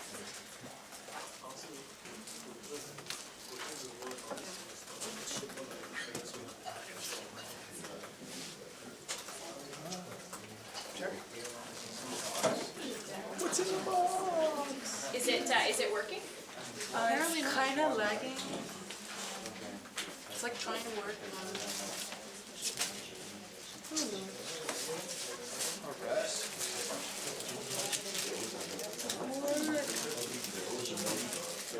Oh. It's starting up there. Yeah, it's way down. It's way weird. I'm trying. There it is. Hey. Oh, there you go. Okay, perfect. All right, everyone, so we have the presentation here. Okay. So hi everyone. So we're here today from West Concordia. So this is Andrea, the president. I'm the secretary. And this is Sam, our regional liaison officer. So Sam is from the head office in Ottawa, so if you guys have any like institutional or like organizational or like what WSC as a whole identity has, Sam is more than happy to answer those questions. Pretty much what we're trying to do is we're trying to start a student refugee program. So we're going to go quickly a bit over what a student refugee program is, and then we're going to go over the intent to sponsor form, which is what we have to do to go over to sponsor a student, and we're going to, I think, demonstrate a bit how that makes us accountable and how our intent to sponsor form allows for long-term continuation of membership of our organization. So Andrea Lopez is going to tell you, so we're Andrea and Andrea, it's going to get confusing, but like Andrea Lopez, Andrea Gauthier, and she's going to explain to you a bit what the student refugee program is and what we're trying to start on campus. Okay. So the SRP. Okay. So the SRP is a network of student, staff, and faculty. They're a bit all over Canada. So like we said, WSC is a national organization. So it's a program. It relies on the sponsorship of student refugees. Okay. Usually it relies on $20,000 to $30,000. We have many partnerships on campus, so sometimes it's other clubs, sometimes it's the administration, the registers. So like right now, we're really supported by the Dean's office. All of last year, our stuff was in Andrew Woodhall's office, so the Dean even gave us an office this year. We're really always talking to Paige, we're always talking to Andrew, we're always in touch. The Dean really has our back, the Dean really supports our organization, and we really have a lot of institutional support within Concordia already. We also talk a lot with the Syrian student associations. We also in the past had a lot of collaboration with the women's studies. We've also been in contact with the refugee center on campus, and we've also been trying to collaborate or have PSSA and ASPA advertise our events whenever we have events on campus. So we're not just a standalone organization, we've really been outsourcing a lot of collaborations, and we went, for example, next Thursday, Syrian Student Association, Syria Talks event at Anti-Captown Crescent. Come. Okay, so my bad, one more way, that's fine. Okay, so the frequency really varies. Right now we're hoping actually to be able to sponsor one student per year. Some campuses have one every 2 years, some have way more, but we're only looking to sponsor one student a year. So yeah. Yeah, so the purpose of the fee levy actually is to provide all kinds of support to the student that we'd be hoping to bring to study over at Concordia, so it can be financial, academic. It's also social support for a minimum of a year, so we're not just there to like give the student money and like have them deal with it.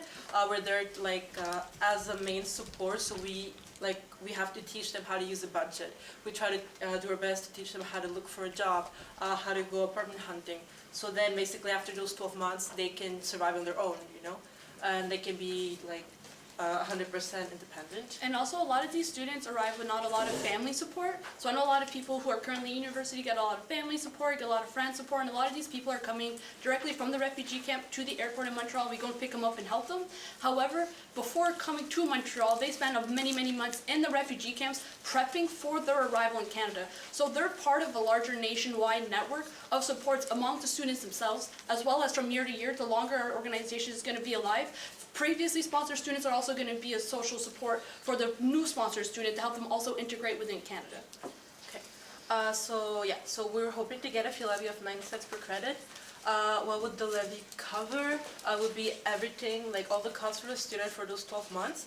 Hopefully sometimes there's waivers for tuition, there's waivers for accommodation, meals, or even for like the bookstore, so that the student can get all the material they need for the courses. And we're pretty confident about getting these waivers because of, once again, the Dean's office as an office has really been supportive of our initiations and in the past have contributed money to WSC. So we're very confident that the Dean's office would be able to provide some waivers on campus depending on their capacity. Yeah. But then again, we still wanted to have a secure fund in case we are not able to get any of those waivers. Yeah, we also have donations or fundraisers, but again, like the most like stable, the most constant source of funding for this kind of program is really the fee levy, because it would be like solid and consistent for like every year. We wouldn't have to worry about that. So yeah, I guess I can go maybe quickly into the intent to sponsor form. So I'm just gonna go quickly. Sorry about that. All right, so pretty much the intent to sponsor form. At the beginning of every year, we give $5,000 to the WUSC organization to, once again, I'll go over what this costs cover, but it also covers a lot of our institutional costs, a lot of the, what I'm looking for, not institutional costs, but administrative paperwork. Legal. Well, legal, immigration, administrative paperwork that we would be, once again, having them to rely on. At the beginning of every year, we do a detailed budget, cost by cost, how much rent's gonna cost, how much food's gonna cost, how much tuition's gonna cost, how much we're paying for it. And we get this all vetted to the WUSC organization, which if you have any question is right here.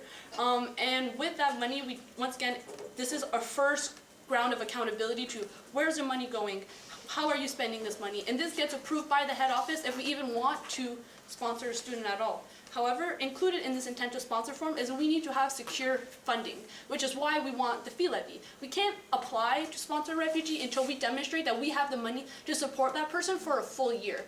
So pretty much this is also a first guard defense, I guess, against accountability that we have. So once again, what does this cover?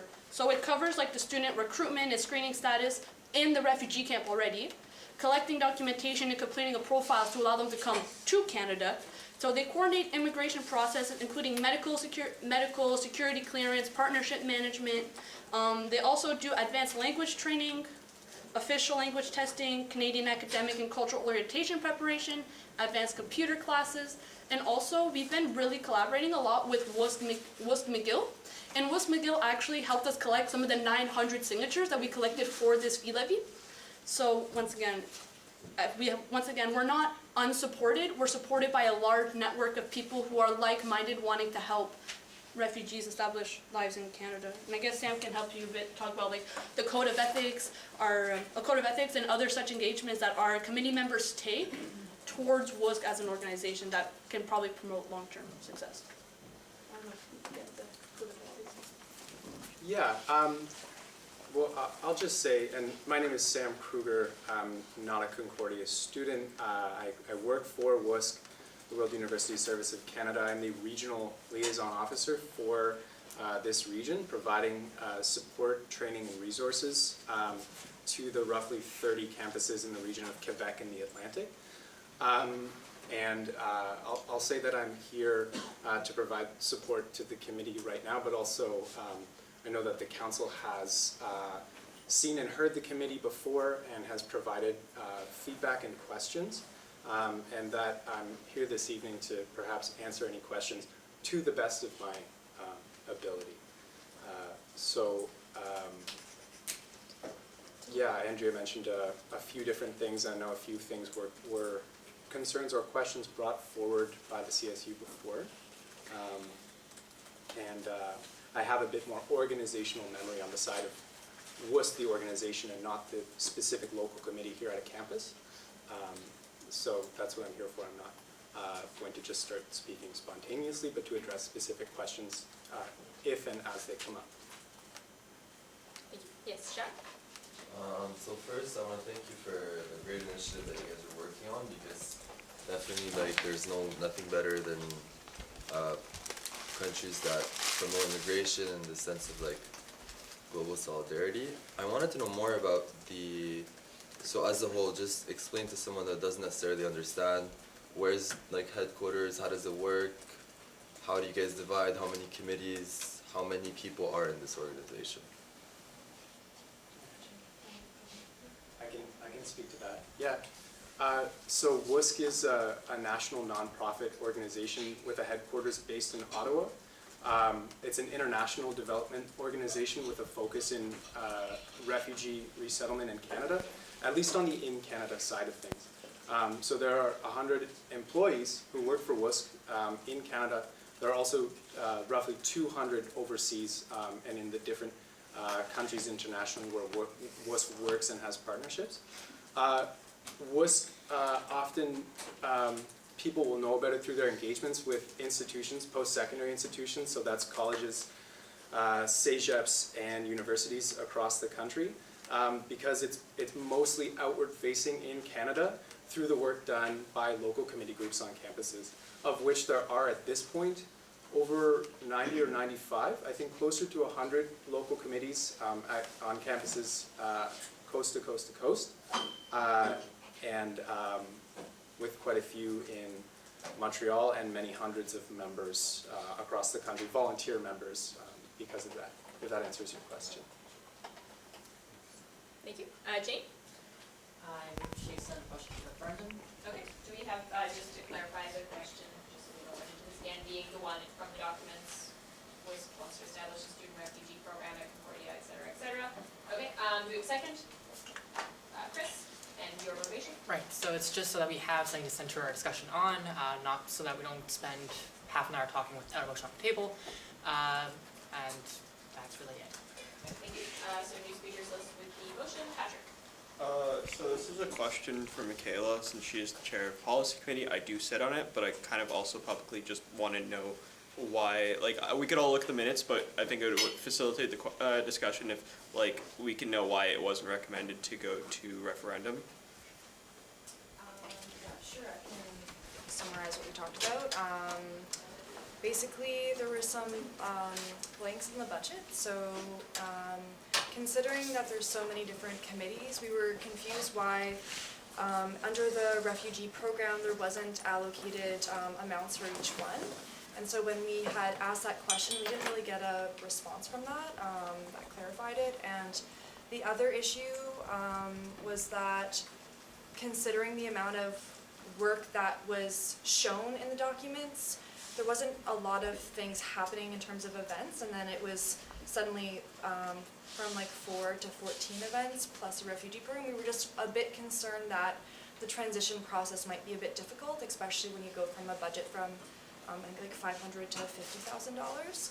So those were our concerns in general. I can respond to them. Yeah, so the blank spaces, I guess what it failed to. What we're trying to say is pretty much that these are going to be future costs in future budgets. So right now they're zero, but like the year once we have the refugee, then rent's going to be included, then food's going to be included, then the sponsorship cost is going to be included. So we wrote zero instead of omitting them at all to demonstrate that these are going to be future costs, but that they're not a cost immediately next year. So, and then also for the events, I feel that because we gave last year's budget and next year's budget, we didn't really have a chance to express all the things that we're doing this year. So like we're saying, we're going to be giving out fair trade bananas, we're going to have Mr. Puff sales, we've already accumulated, well like last week, actually this week, we had a hand spa, next week we're having the Syrian talks, and I know that we have a lot of events specifically coming up, and that I don't feel like the way that like the paperwork that we had to submit didn't really reflect the true like expanding nature, especially this year that is happening on campus. So I just feel like it was miscommunication. Thank you, Joanna, going back because it wasn't mentioned in the application. It's just for a budget, you need to give a proposed budget, and you don't have zeros, you have estimates. So even if you don't know exactly how much it is, it helps us understand that there's been research involved. There could have already been research. We also have, if you guys want, we have the cost of a prospective sponsorship that we can give you how much specific things cost. So like if you were, once again, I'm actually going to just, I think it's on page 38. Sorry about this. Sorry about this, we're just gonna scroll up.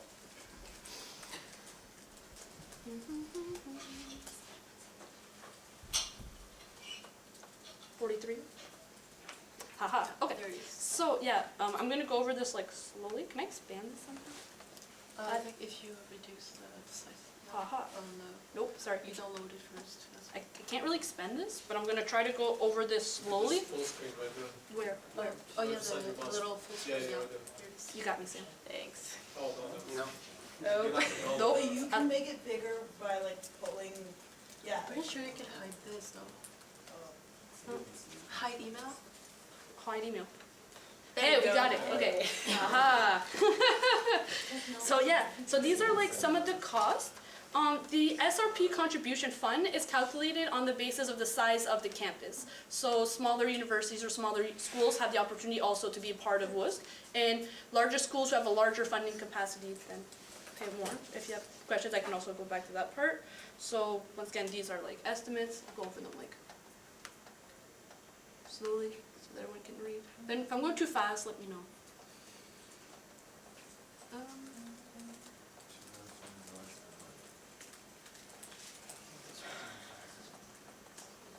So yeah, I'm just like,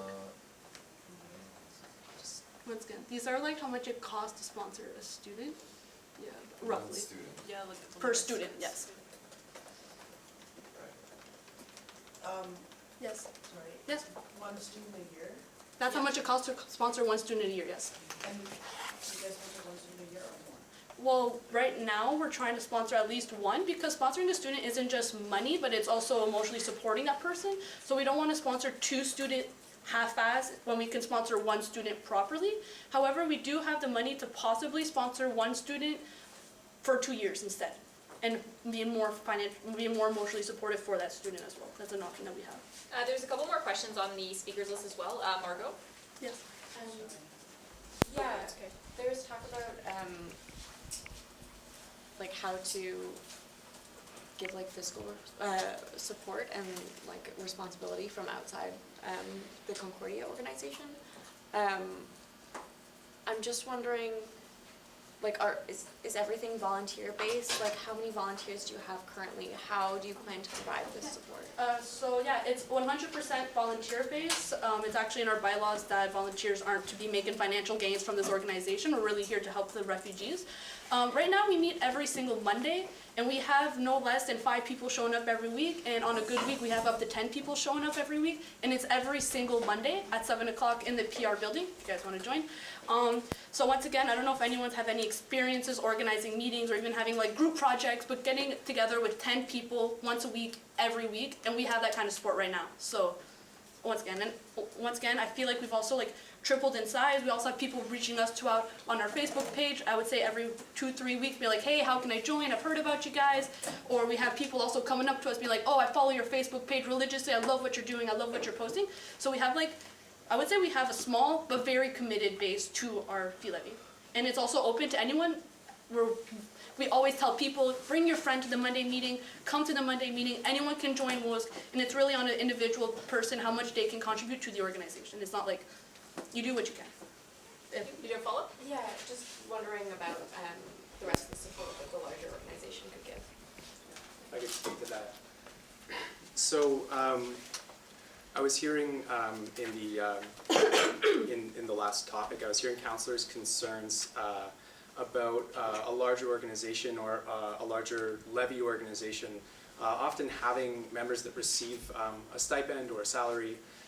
In lieu of that, with WUSC local committees, sponsoring committees, they have a support network in the staff that work for WUSC because, say, that's what I do. So in lieu of there being a member who is a full-time or a salaried commitment to the society on campus, they receive support from off-campus and sometimes on campus when I can get to Montreal. In the form of that organizational support and very much providing the backbone of the organization. And so we're looking here at a document of recommended budget lines and amounts. And yes, of course, a specific budget needs to be provided to WUSC in Ottawa. Even to consider the possibility of having a WUSC local committee be a sponsoring committee, and that's a process that takes quite a long time. It begins in the November of every year and would culminate in a student potentially arriving at a campus in August. And so the intent to sponsor form that Andrea was mentioning is the first way by which a committee will be vetted as a potential sponsoring committee. And also to just speak on the roles of sponsoring committees and how they're actually able to sponsor students. WUSC is what's called a sponsorship agreement holder with the Canadian government. which is one of the ways that private sponsorship can happen in Canada. So roughly right now, WISC sponsors about 125 to 130 people living in protracted refugee situations to come and resettle in Canada every year. And the local committees act as what are called constituent groups of the sponsorship agreement holder, that is WISC, the organization.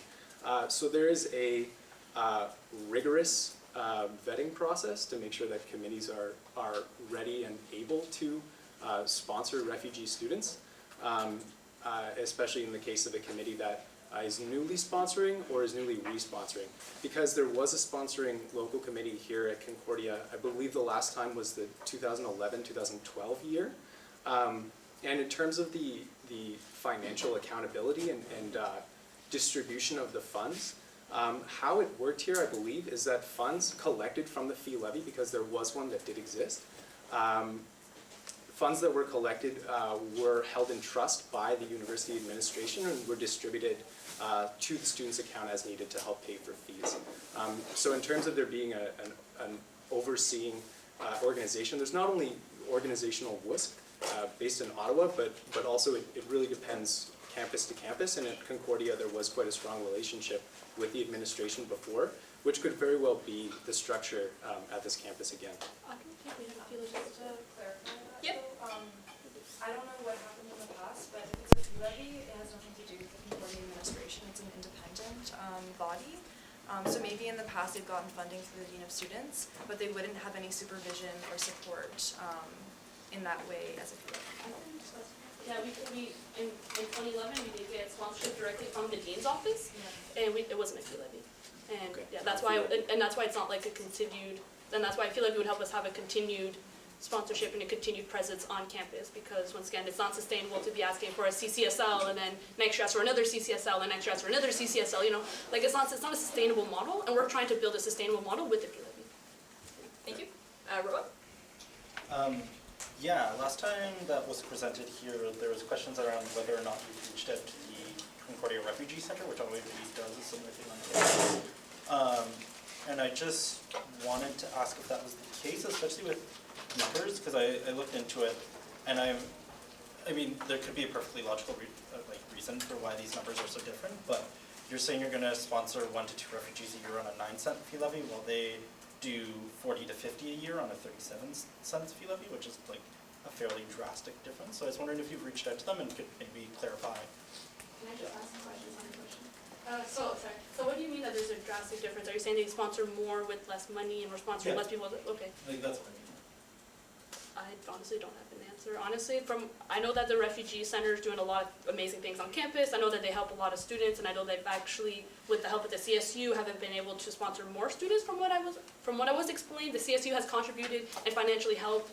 That's what I'm not saying it's right. I'm just saying it's what I heard. I'm not saying it's accurate. I'm just saying it's what I heard.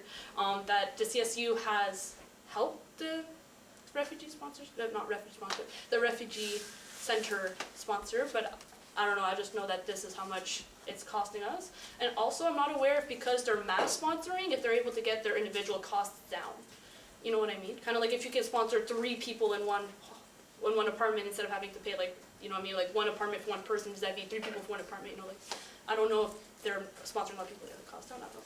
Did you want to clarify? Yeah, I mean, it's a fair point. I don't know what the refugee center, what their sponsorship policy is and what it actually looks like. There can be incredible differences in terms of fees and costs for sponsorship depending on whether you're considering people who are refugees already in Canada, who are then being sponsored to seek post-secondary education.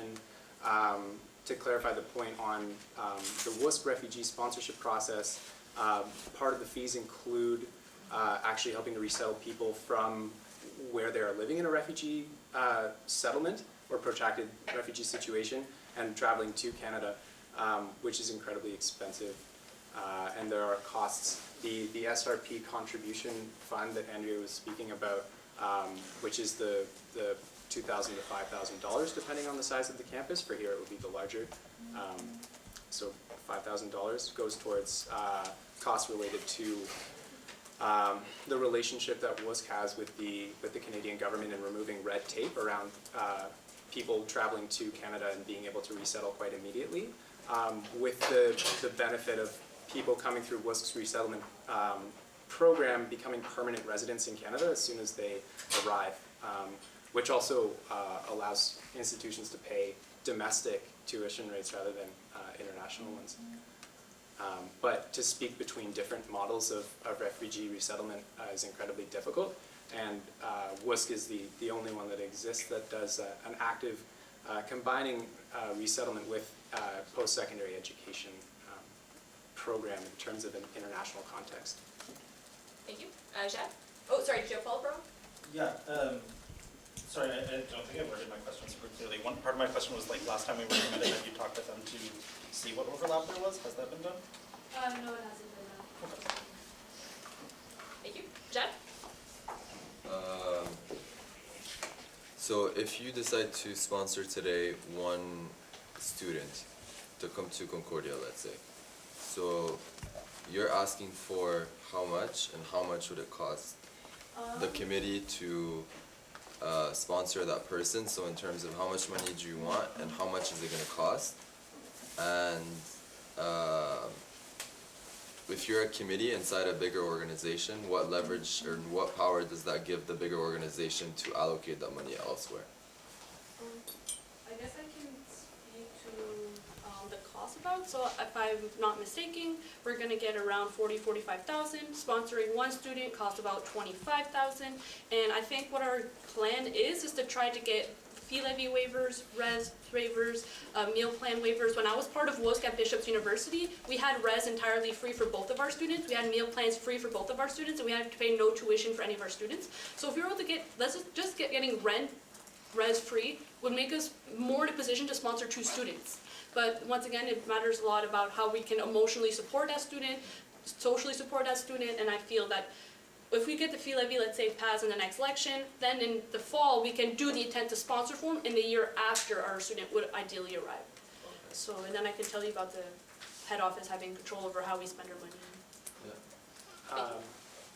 Yeah, to respond to that part of the question, very little other than the SRP contribution fund, which goes towards overhead and the bureaucratic costs associated with certain things related to pre-arrival training and making ready, and also bureaucratic costs associated with dealing with Immigration Canada and preparing for the immigration process. Can I also say that in our budget, you'll see that half of our budget is put into an emergency fund, and that emergency fund is because never again will we have surplus in our budget to allow for an emergency fund, and because we're such a human organization and accidents do happen, life happens, there's so many things that can happen, so many emergencies, and we don't want to be, oh shit, my student got in a bike accident and broke all his teeth and now he can't afford dental care, you know? This emergency fund would cover emergencies like that, and that's why we're putting it aside now, because never again are we going to have this opportunity to put money aside for emergencies. And I feel like it's important to take account, life happens, accidents happen, and we want to make sure that we're safe and protected in case emergencies happen. Jamie. Oh, sorry, do you have a follow-up, Chad? The thing that, like, how are you going to really accompany these people? Because like a lot of them are refugees, even more so are people that have been through very bad situations, and it's either people that are minorities, and we know how that can play a role when it comes to their immigration process. So how would you're basically inviting someone over to Canada, and I understand the concept of sponsorship very well, but how would you emotionally support that person enough for them to make them feel as if you're their family? When it's a committee of people that's constantly changing and it's constantly... Sorry about that. Well, I can tell you from my personal, sorry, it's in my bag over there. My laptop may drive, sorry. Is there something you're missing? Or? No, I'm just saying the projector may stop. So I know I can tell you from my personal experiences, because I've been a part of WUSC since my first year in CJEP at Champlain College, and I know that we celebrated Christmas together, Thanksgiving together, New Year's together, Halloween together. We would have movie nights. We would just, let's say if we're in the same class, I would sit with you, I would talk to you, I'd introduce you to my friends, and then this is like just one-on-one person. And also as the club gets bigger, as I was saying, previously sponsored students tend to stay in the club, and they also within themselves create a sponsor group themselves, because they firsthand know exactly what it's like to be in a refugee camp. Like, I'd be lying if I can say that, like, I can feel for you, but I haven't been there, and I haven't done that. But they have been there, and they have done that. And we've also been in touch once again with the Syrian Student Association. So our sponsored student is, because of the Syrian crisis, is may well be Syrian, and we have a lot of support also with the Syrian Student Association. And I know that one of our members is really part of MSA, so if they're Muslim, that could also work. Like, we're reaching out to a lot of communities on campus, so it's not just WUS providing, but we're trying to make a community, because it takes a whole community to support one person, right? So we're just trying to expand our connections beyond just us. Thank you. James? Yeah, no, so this is kind of an important question with regards to what happens with the refugee and the $50,000 of funding that you will get if you become a fee levy. And you can kind of just kind of walk me through like the process of what I guess I'll call you Big Wusk and you Little Wusk, just for the sake of like, you know, things. Big Wusk and Little Wusk, like what is going to be your, well no, I mean like the national organization versus like the small, I like, understand what no, because your face looked like you're. Yeah, I didn't catch on to that. I'm very. Oh, okay. Right. So, okay, so Big Wusk and Little Wusk. So you get the fee levy. What's the process through there? What's kind of like you said that there's uncertainty on whether or not you're going to be able to sponsor refugees. So like, I know you probably can't give like specific numbers, but like, is it above 80% chance that? Given your confidence in this group, is it less than that? And what happens if you don't get the refugee sponsorship? What are you planning to do with the $50,000? And even then, right, even after that, you've sponsored a refugee, you've done a full year. What happens to the refugee after that? Are you still in contact? Like, is this person simply just like out of your hands?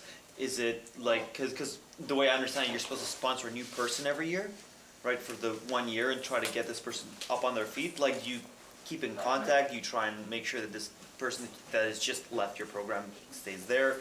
So just kind of from both angles, like from Big Wusk, I want to see like, okay, what's usually like the percent chance that these types of groups, after they get fee levy funding, actually are able to sponsor the refugees? So just that we know that. And also from you, what happens to like the refugees that, you know, leave the 1 year program? Yeah, sure, I'll start. Actually, a point of clarification, when I was a student volunteer on a campus, I always called the Ottawa organizational WUSC Big WUSC, so you're totally in line with that. Yeah, this totally works.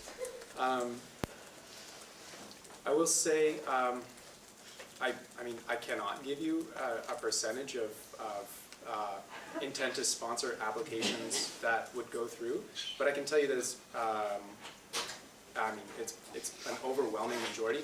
Basically, it is largely a budget review process, and making sure that the committee has a preparedness to sponsor.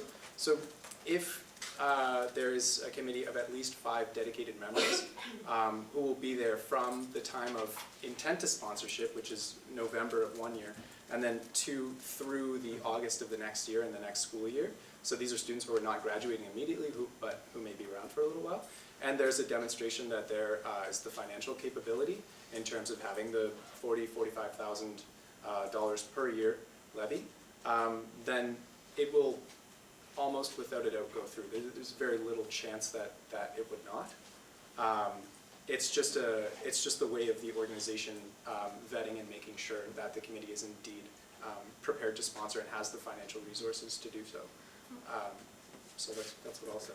And I guess for me, the year following, it really depends on what the student wants. It's not what we want, it's what they want. I know when I was at Bishop's, for lack of better words, Bishop is really white, Bishop is really rural, and Bishop is really in the middle of Sherbrooke, which is really French. So a lot of our sponsor students have a hard time getting jobs, feel that they're sticking out, so they move to Montreal. And that's their right. If they want to change schools, that's their right. If they want to stay at Concordia, be part of the group, even better.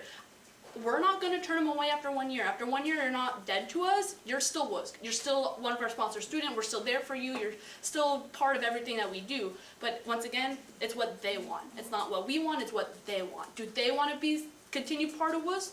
If they don't, that's their right. If they do, we're gonna support it. If they wanna change schools, that's their right, but we're not gonna like, you know, and that's why we're not gonna financially support them changing schools, but if that's what they want, we're there for them. We're really there to help them make the experience in Canada what they want it to be. Can I just add Yeah. something? Also in regards to your concern about like what happens after that year, we also, when we have the intent to sponsor form, we also get training on how to like help that student be ideally totally autonomous after that year. Like we have regular meetings, either like every 2 weeks or like every month, depending on what is decided with the student actually. So there's a full follow-up during that year.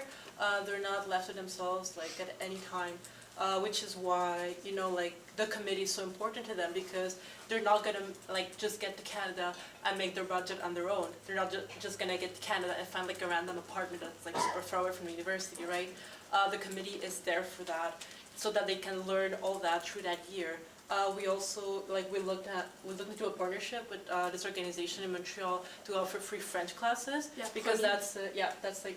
that's one of the big issues for like sponsor students in Montreal, because, you know, they can go to McGill, but like they don't necessarily speak French upon their arrival, and since you're in Quebec, that's like a big issue. Like you need to speak French in order to be able to get a job after you graduate. Or just having the quality of life in Quebec, you need to have a basic conversational French. And once again, we already have community organizations that have nothing to do with Concordia reach out to us and be like, hey, we heard what was Concordia does, and we want to give you free French classes for your sponsored students once they arrive here. And they also have a bunch of other within the community initiatives that they're more than eager to have us join them. So we have like in Concordia support, outside of within WUS support, and also outside of Concordia support for our students. So. Yes? How much time have we spent on this motion? 26 minutes so far. Chris? Yes, I'd like to call the question. Okay, is there any opposition to calling, or what we need a second, I guess? Oh, sorry. Jad, is there any opposition to calling the question? Alright. Sorry, I need some. Okay. So in that case, we have to vote on the question. Yes. It's not a voting member, is she? I think it might be a friendly amendment. Yeah, executives can make Oh, can make motions, sorry. Yeah, what was it? Is it just something easy? Basically that they change in their constitution that, because there's a conflict of interest of the president and secretary counting ballots during the election. So pretty much the way that it was when we were in, the thought process behind it, it would be, we were trying to explain what a closed ballot was pretty much. We're pretty much saying that you vote in closed ballot at the GA, and then within the room of the GA, no one's leaving, no one's doing anything, and then they're counted in front of everyone, and then they're announced before the end of that GA. That is the process that we were trying to explain in our bylaws, was literally just trying to explain what the closed ballot was. Okay. Does it require an amendment? No, it's just good practice, and I didn't understand that because it's not explicit, but like, as long as that's understood, I think that's all good. We don't need to make an amendment. I just want to make sure that It was pretty much just, we're trying to there's like no explain what conflict a of closed ballot was. interest. Okay, great. Great, perfect. So in that case, the question's been called. So I trust we all know the question. Yes, Jane, did you have a question?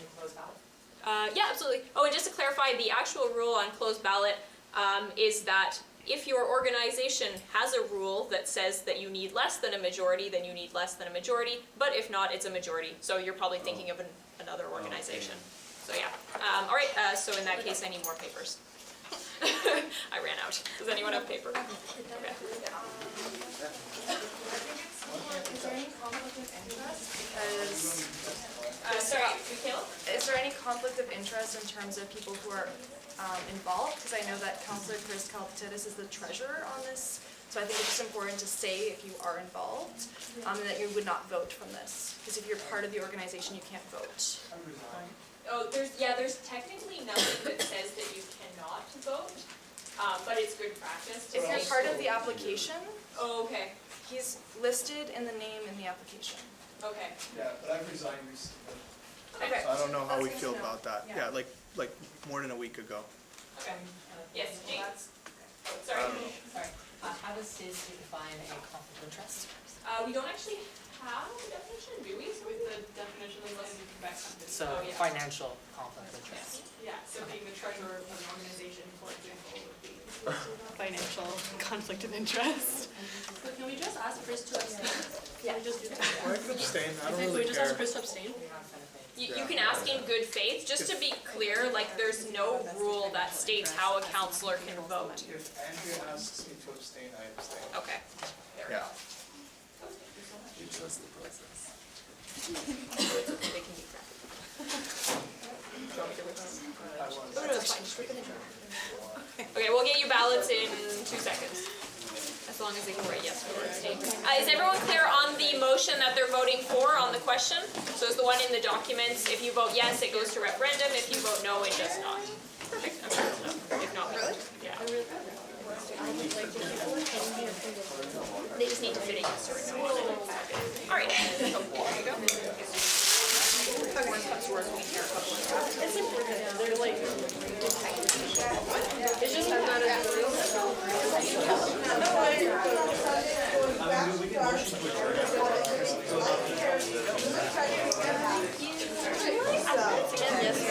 Thank you, but I'm anxious. Gotta go back to dark so I can continue. I think we got a ballot. Got it. Black cards, no votes.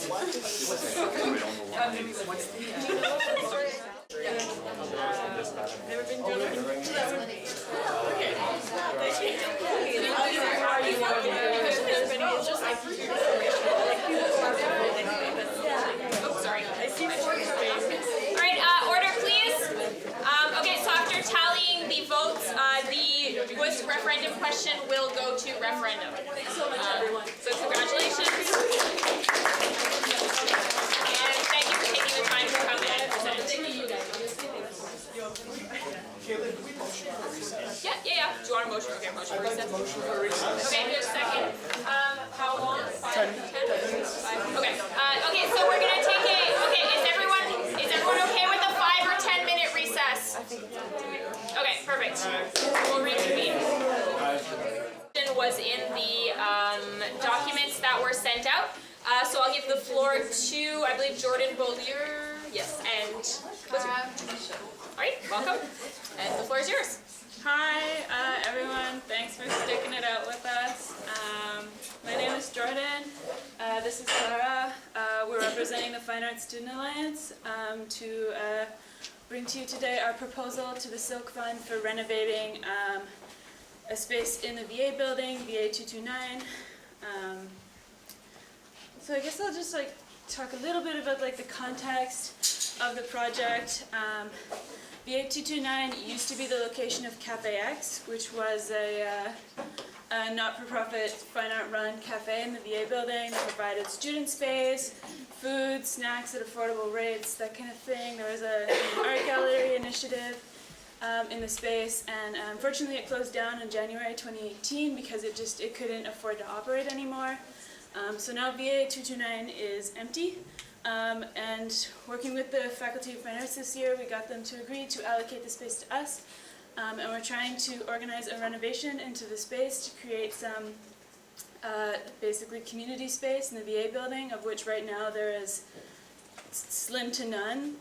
Literally, there's there's no food or drink in the building, there's very few places to sit down, very few places for students to gather. Nowhere really for students to meet, hold meetings, talk to each other. There's an area by the window with a few benches, and really that's it, other than classrooms. So yeah, we want to do this renovation. We're working with the design company Adefica to make some plans. We've been working with them since about a year ago. So basically, the old cafe room would be transformed into just kind of a versatile student space. These are their inspo images. The floor plan, which I can go into more detail of. And these are our color scheme. So basically, this is what would be in the room. We're kind of looking at, with the Adefica right now, replacing the lighting because it's pretty dim in there, putting in new flooring that would just be durable and look clean. Doing a fresh coat of paint in the room to make it nicer, paint the walls and the ceiling white to kind of open it up and make it seem bigger. adding magnetic walls so artworks could be hung up without like damage to the wall. So the gallery initiative could be reinstated by interested students. It used to be a FASA club and it obviously dissolved when the space closed, so we could start that back up. We'd take out the existing cafe countertops to make room for modular tables and chairs so students could hold meetings in the space or just work or study in the space. There's like kind of like bar style seating along the windows at the moment, so this would just be refurbished to add more study space. There would be like a permanent bin, like kind of done in collaboration with Sukkar for taking and leaving reusable materials. That would be like permanently installed in the space. We'd add a printer and several computers. Right now there's no printers in the VA building for student access, so that would be something we could add. We'd add a few comfy chairs at the back for like reading and relaxing, and vending machines for like some healthy snacks for coffee, and there's an existing fridge and sink in the room which we could leave in to provide for students. So yeah, that's kind of the history, the plan. I'm going to turn things over to Clara. So, do you want to? We also got like a letter of recommendation from the Faculty of Fine Arts, who is supporting the project, the renovation of the VA 229. So this is the code that Adifica proposed us. So it's of 7.3. Sorry. We have a big detailed version here if anyone wants to look at it. Yeah, to look at it like closely without having to try to read what we have there. So the code is around, it's actually of 73,643 and 42 cents. So for that we have all like the demolition and like construction of like basically the renovation of the space and like the painting and like, the big parts. And so there's not, in the Adifica estimate code, we don't have the electrical wiring, neither the furnishings. So the electrical wiring, we met with the Faculty of Finance Management and Planning Spaces team, and they said it would be around 30,000. And for the furnishing, we estimated to be around 25,000, around that. We're still unsure if we're gonna make Adifica be in charge of that, or if we're gonna try to find other avenues that might be less costly for FASA in general. And so FASA has committed 400,000 from their operational budget for this fiscal year. So previously there was also like 10,000 that was previously budgeted from the other fiscal year, which went into the feasibility study of Adifica. And so we actually applying to this Concordia Student Union towards to have their support for the student spaces, accessibility, education, and legal contingency fund, which is a big fund. And we feel like the renovation of the VA 229 in this building and like to make it a more community space falls within the mandate of that fund, really precisely on that mandate. And so we would ask around $90,000 from that fund. So specifically, we ask for the support of it. So more in terms, if I put that really officially, the Finance Student Alliance is requesting approval from the Concordia Student Council for the CSU to provide financial support for the renovation of VA 229 through the SALEC fund. So that's the big resume of it. And like if, questions. So councilors have questions. Sophie? A motion to... Okay, go ahead. Yeah, absolutely. Yeah. So, be it therefore resolved that the CSU approves up to $90,000 for the Cafe X renovation project to be organized by the Fine Arts Student Alliance. This motion shall be referred to the Silk Fund Committee for approval. Be it further resolved that upon approval from the Silk Fund Committee, the CSU and FASA shall draft the terms for this support in a contract that will be sent to Finance Committee. So that's the motion. Was that off the top of your head, or was it typed? Partially typed. Okay. As long as somewhere we can read it. Just Yeah, I will send it to you. Okay. We have a second so protocol. Sam, and your motivation? Basically, the gist is this is something that we do want to support. It's literally what the Silk Fund is there for. It shows good initiative. It shows that the university's looked at it. It's really done their homework on it. It's exciting for students. The second piece of the resolution is really just some bureaucratic stuff. It isn't that much money. We do need to set up some terms for it. But I definitely think it's something worth supporting. Thank you. So there's new speakers list, Sophie? I'm just wondering, you plan on providing LT snack through vending machine? That, especially the vending machine on campus are usually like restricted to Coca-Cola and like those big corporations. So I'm just wondering, are you planning to offer LT snacks through there? Yeah, I mean, we'll do our best. We'll try not to like get anything in that's just like refined sugar products and then nothing else. I mean, obviously it's limited options, but if students can have like a granola bar during their classes, that's 100% more granola bar than they currently can like get in the building. So, yeah, I guess like we're gonna try it's not gonna be like fresh like veggies coming out of the machine, but it'll be like, you know, stuff that, you know, we would ourselves like want to eat and things that hopefully will give people a bit of energy to make it through their classes.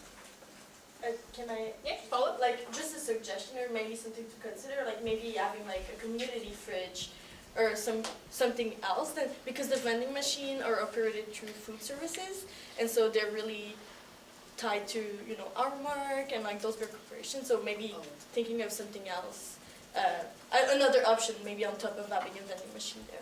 Yeah, that's a great idea, especially since we have the fleet right now. It's for sure right now our goal is to actually have the space set up. So for sure we're focusing a lot on that, but like when the food and we're trying to look at vending machines, I think that's a really great idea that we will look into and try to set in place and see what are the procedures, just like to make it safe for everybody with that. That's it, yeah, really good.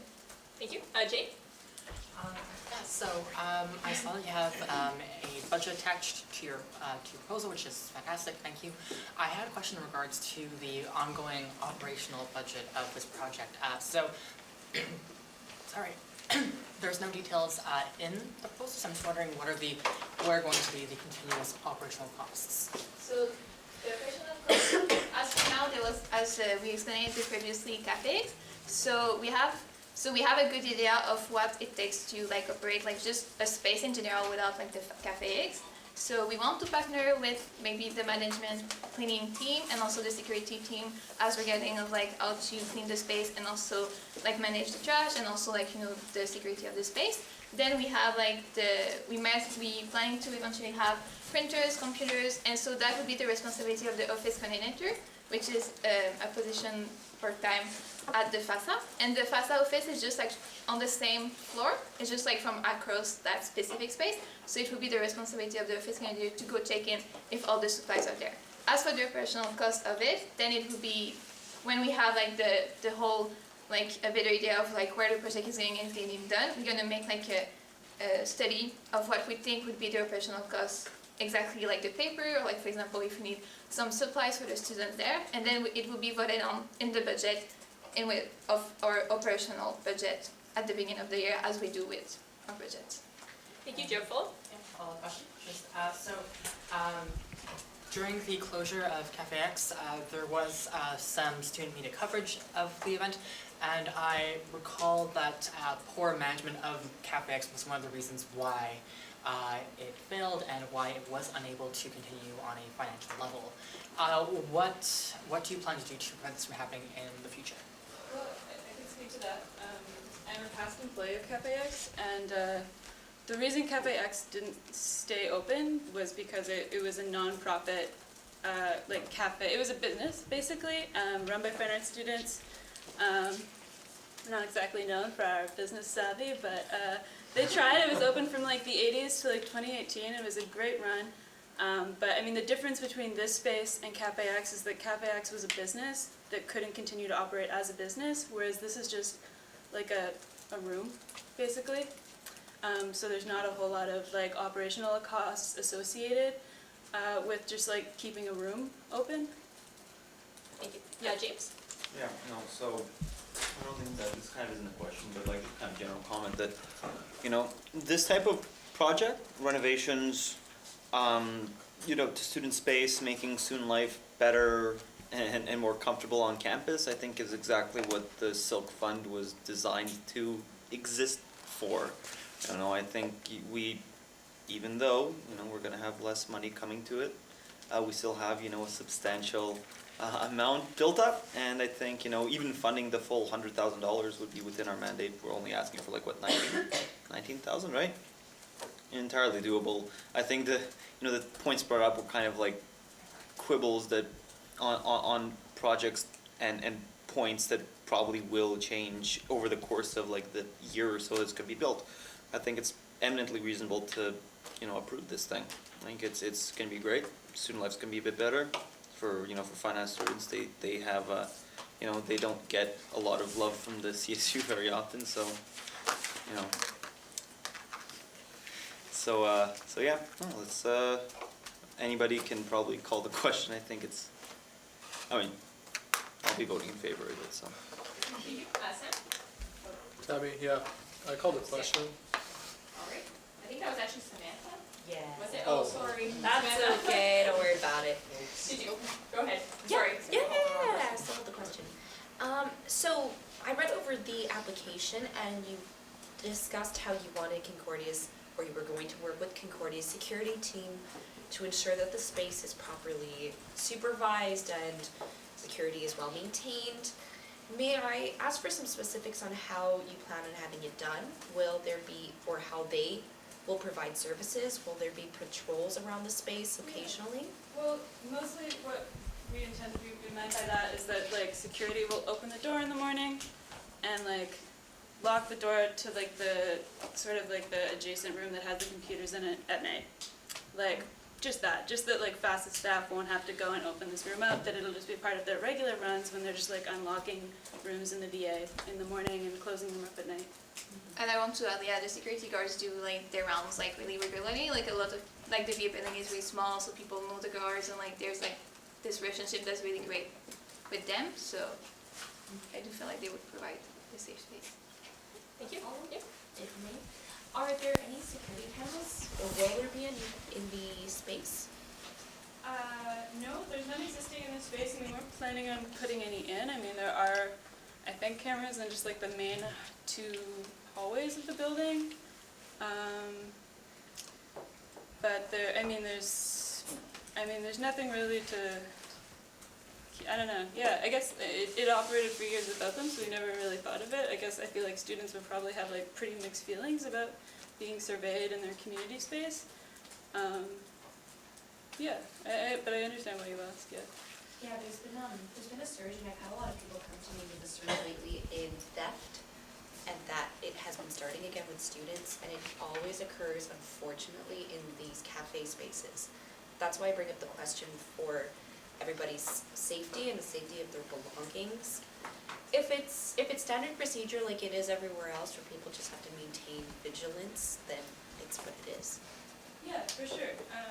I just want to reiterate as well that this isn't a cafe we're proposing. It used to be a cafe, so it's not maybe like the same kind of atmosphere. But people will be working in there, so they'll be distracted. But yeah, it's something we can definitely think about, and maybe we can talk with like the students of the building and see how they feel about it. If it's like something that they, like a risk they want to take for privacy, or if it's something that they would rather have installed.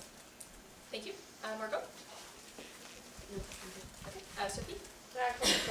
Okay, is there any or first of all, I need a second, sorry. Jane, is there any opposition to calling question? Opposition?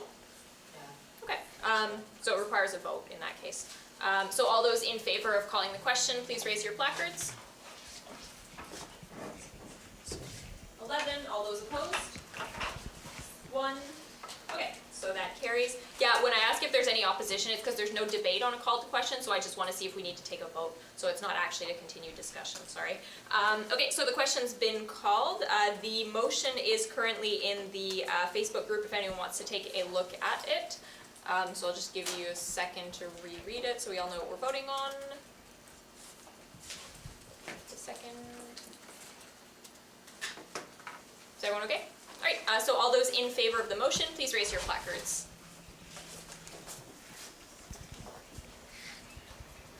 13, all those opposed? 0.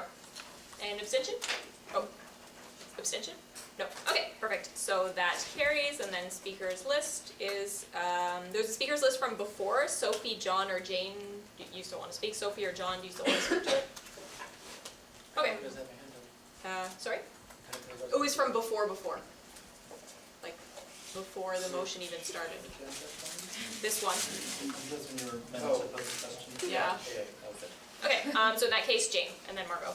So, spoiler, I voted yes because I do think this is a great idea, but I would like to make a comment that it's best to err on the side of caution when it comes to operational costs, especially if you're planning on investing in infrastructure like computers, just because those require continuous upkeep, especially within a fine arts community where there's going to be an emphasis on probably design applications, and those do have quite a high cost that does continue every year.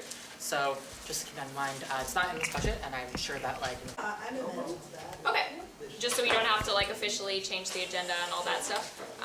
Do you have a presentation or anything? Okay, so I'll give you the floor.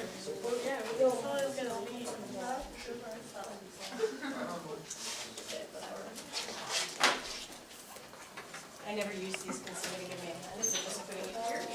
Yes. Anyone should do? Should.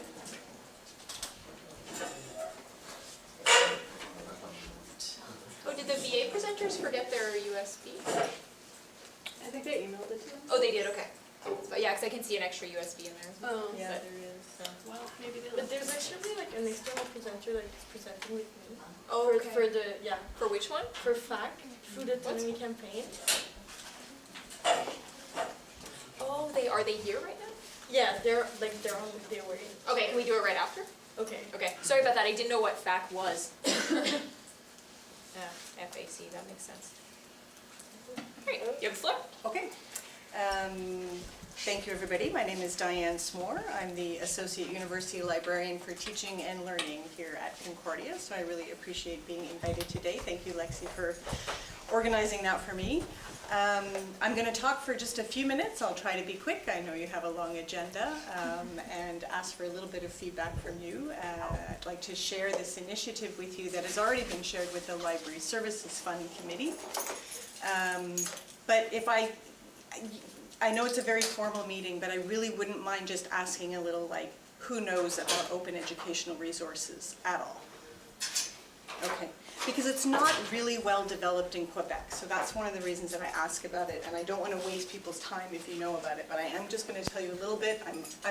My information will be available for anybody who wants to talk to me afterwards about it or get in touch with me later. So basically, the UNESCO definition of an open educational resource is any type of educational material that is in the public domain or introduced with an open license. There's a differentiation here between something that's free, that doesn't mean it's open. The nature of these open materials means that anyone can legally and freely copy, use, adapt, remix, change, and share. That's a really important part of this whole movement of open educational resources. So generally, where this where it's important to students, earlier when I first came in, somebody was wearing a t-shirt that said "Education changes the world," and I wanted to follow them so that I could say "Open changes education." In terms of open educational resources, there's all kinds of open things, open access journals, open data, etc. But I am just talking about open educational resources for student learning used by faculty or instructors. So that's what I'm focusing on here. So generally, we're just talking about freely available online educational materials that are open to all and open for adaptation. So these are often created by faculty or instructors for a particular course and then shared more broadly. And I'm going to show you a couple of examples. An open educational resource is a wide variety of types of resources. So it can include a whole course, could be an open course, a MOOC. You know, maybe some of you have done a free online MOOC from Stanford or something. Can include just a particular module, can include reading materials, videos, quizzes, and even entire textbooks.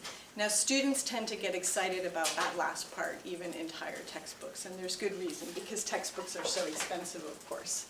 So when we talk about open textbooks, which is kind of a bit of a focus here tonight, is to be talking about affordable alternatives to commercial textbooks. I won't go into all the data, but in fact, the cost of textbooks over the years has far out, what's the word I'm looking for? Outweighed, no, it's not right, but much higher than their average rate of inflation, et cetera, et cetera. Commercial publishers are making a lot of money on textbooks. They're very good quality, but the kind of returns that they're making are a little bit out of proportion sometimes, we think. So for students, this is a real barrier to education. We know, we haven't done a survey here, but at many universities across Canada, you can do student surveys and students will tell you, I don't buy the textbooks, or I certainly don't buy them all. I might buy one or two depending on the course. We share textbooks. As you know, the Library Services Fund already supports copies of textbooks in the library, but the accessibility of those are not great because there's only a few copies at most, so you're kind of lobbying for them, so they're not as accessible. So we're really talking about affordable, accessible alternatives to commercial textbooks.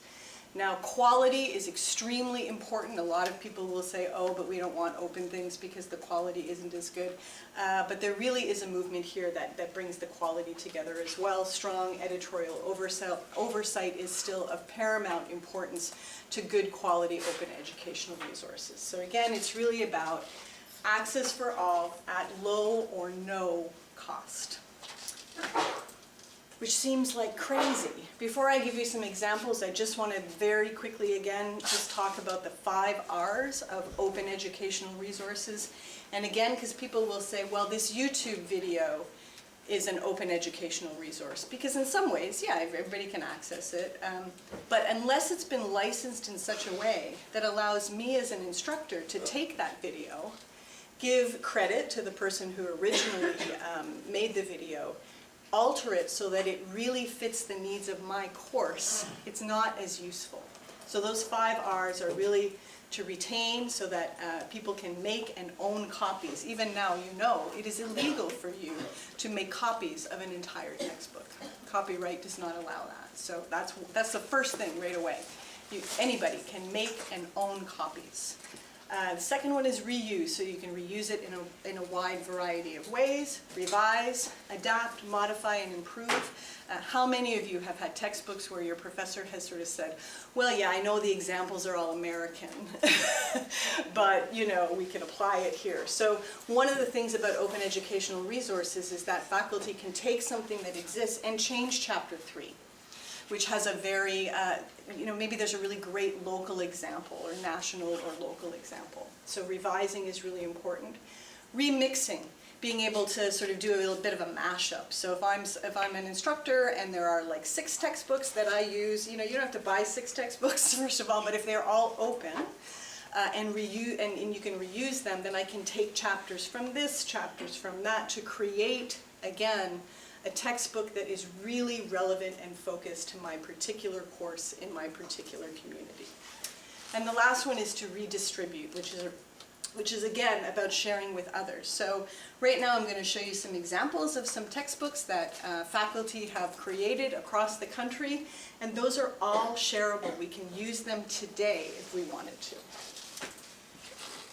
So I can say quite confidently that this is not something that's really taken hold yet in Quebec. I will tell you that student unions are very involved in this movement, as you could expect, because it really is such a benefit for all students. BC is very far ahead in this area. They've been doing it for many years. So this is just an example. They do many things around open education, but in terms of open textbooks, this is just an example of a site that they have where you can go find a textbook. So first of all, students can find these textbooks to support your own learning outside of whatever your regular reading list is anyway. They're good quality reviewed textbooks.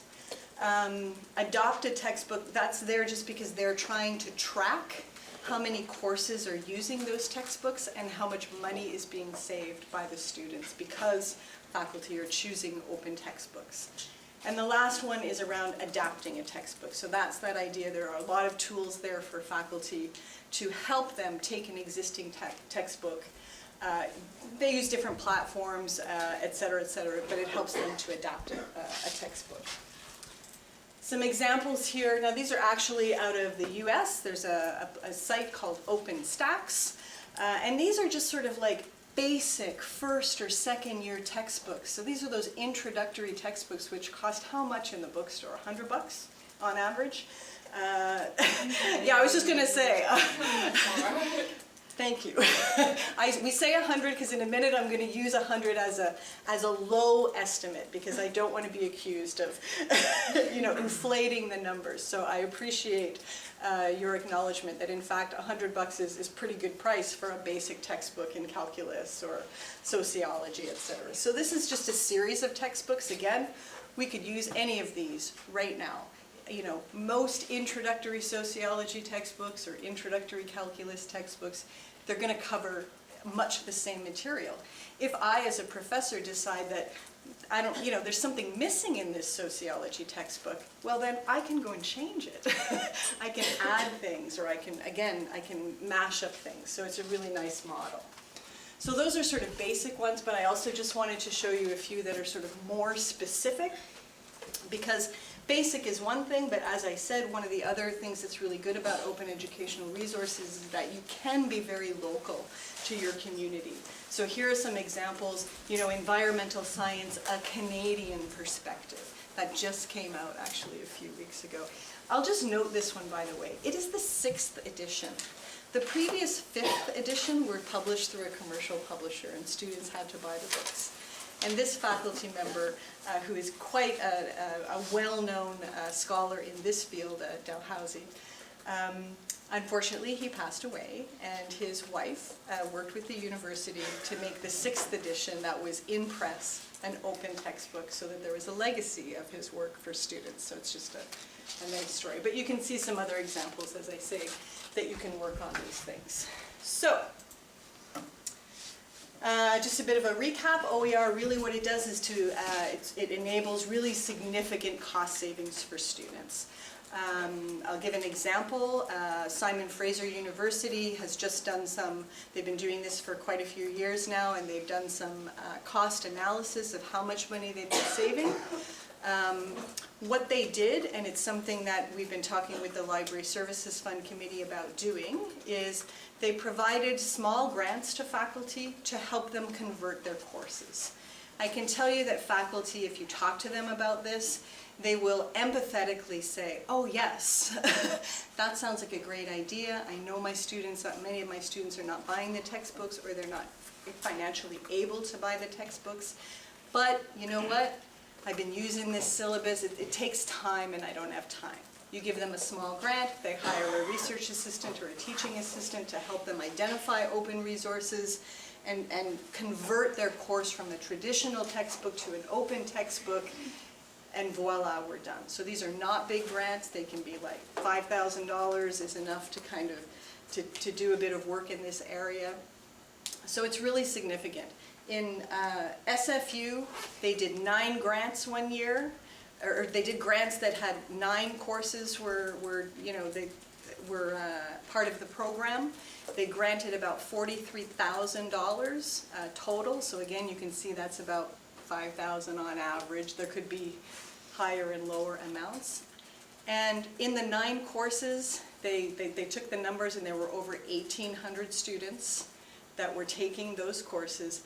And if they had paid $100 a textbook, that would have been $180,000 that they saved for the $46,000 investment. So it's a really good return on investment for students, I think. So significant cost savings for students, equity of access for all. I've already talked about that. Perpetual access, I want to talk a little bit about those. I mean, you see now that people are doing digital textbooks, which can be a little less expensive than print textbooks if you've bought any digital textbook. But those companies also, they don't let you have perpetual access. You have access for that semester, and then it disappears off your computer. it's just not right. You've paid for access to this information that you may want to refer back to in the future. So again, with open, it's always there, it's always available. Simultaneous online access. So often libraries provide subscriptions, but again, publishers will not give libraries subscriptions that allow everybody at once. Have you ever tried to get into a library ebook and they say, this is checked out to another user? It's the same old print model. Like, it doesn't take advantage of technology. But it's a way for them to continue to make more money, to be honest. So the simultaneous access, 100 students can access that sociology textbook at the same time. There's no issues there. Customization of course material I've already talked about. And I'm going to add this other one, which is about, you know, again, riding on the previous education changes the world, global engagement in a higher education mission. This movement is happening all over the world. Some countries are more ahead than others. In Canada, some provinces are more ahead than others.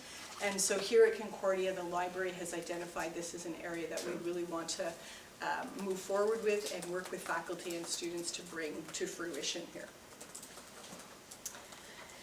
I've talked a little bit about how we can encourage OER. It's awareness raising by student bodies, grants for faculty to convert courses, grants for creation of new, actually having our faculty actually write new textbooks. They might need a little larger grant for that kind of thing. Informal recognition, there are promotional campaigns at certain institutions where they have photos of like textbook heroes, the faculty who have really bought into this, because the students love it when the faculty commit to this kind of thing. So it's nice to, again, give recognition to those faculty who will work in this space. And finally, institutional recognition. So I can tell you right now that your faculty, the professors, they're all working towards tenure, promotion, etc. They need to be recognized in some formal way in their dossiers of the evidence of the work that they do in their teaching, learning, and research. So if this was something we could bring to Concordia. So again, only a couple of universities have managed that so far, but again, it's a really fast-growing trend. Last slide. So I didn't put a slide in, I should have. We have been talking about this with the Library Services Fund Committee. We have money in that fund. As you hopefully are aware, that Library Services Fund Committee that is funded by you all and all of the undergraduate students here pays for additional enhanced services and resources in the library. So we're really happy to work with you on many exciting projects. But this is one where we've got some room in our budget. And we think this will have a huge impact on students. So it was unanimously supported by all of the student members of the Library Services Fund Committee, so we're going to move forward with that.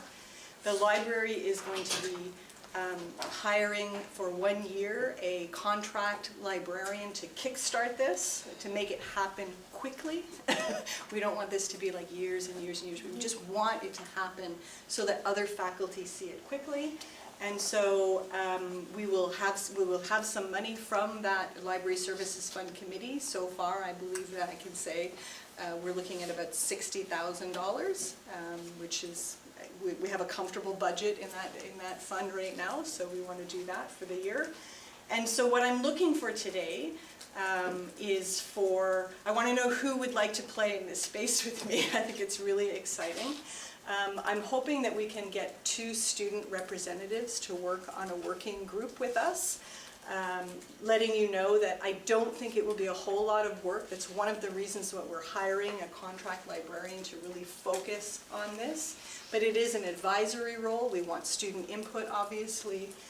We want you to be on the committee that might award grants. So as we have a call for grants and we get proposals from faculty, we'd like student involvement in awarding that money. It is your money. And also a communications liaison in terms of like letting students know about it, getting some support behind it, because if students want it and they tell faculty they want it, I think that's something that will be very beneficial. Any questions? Yes, Sam? That was fantastic.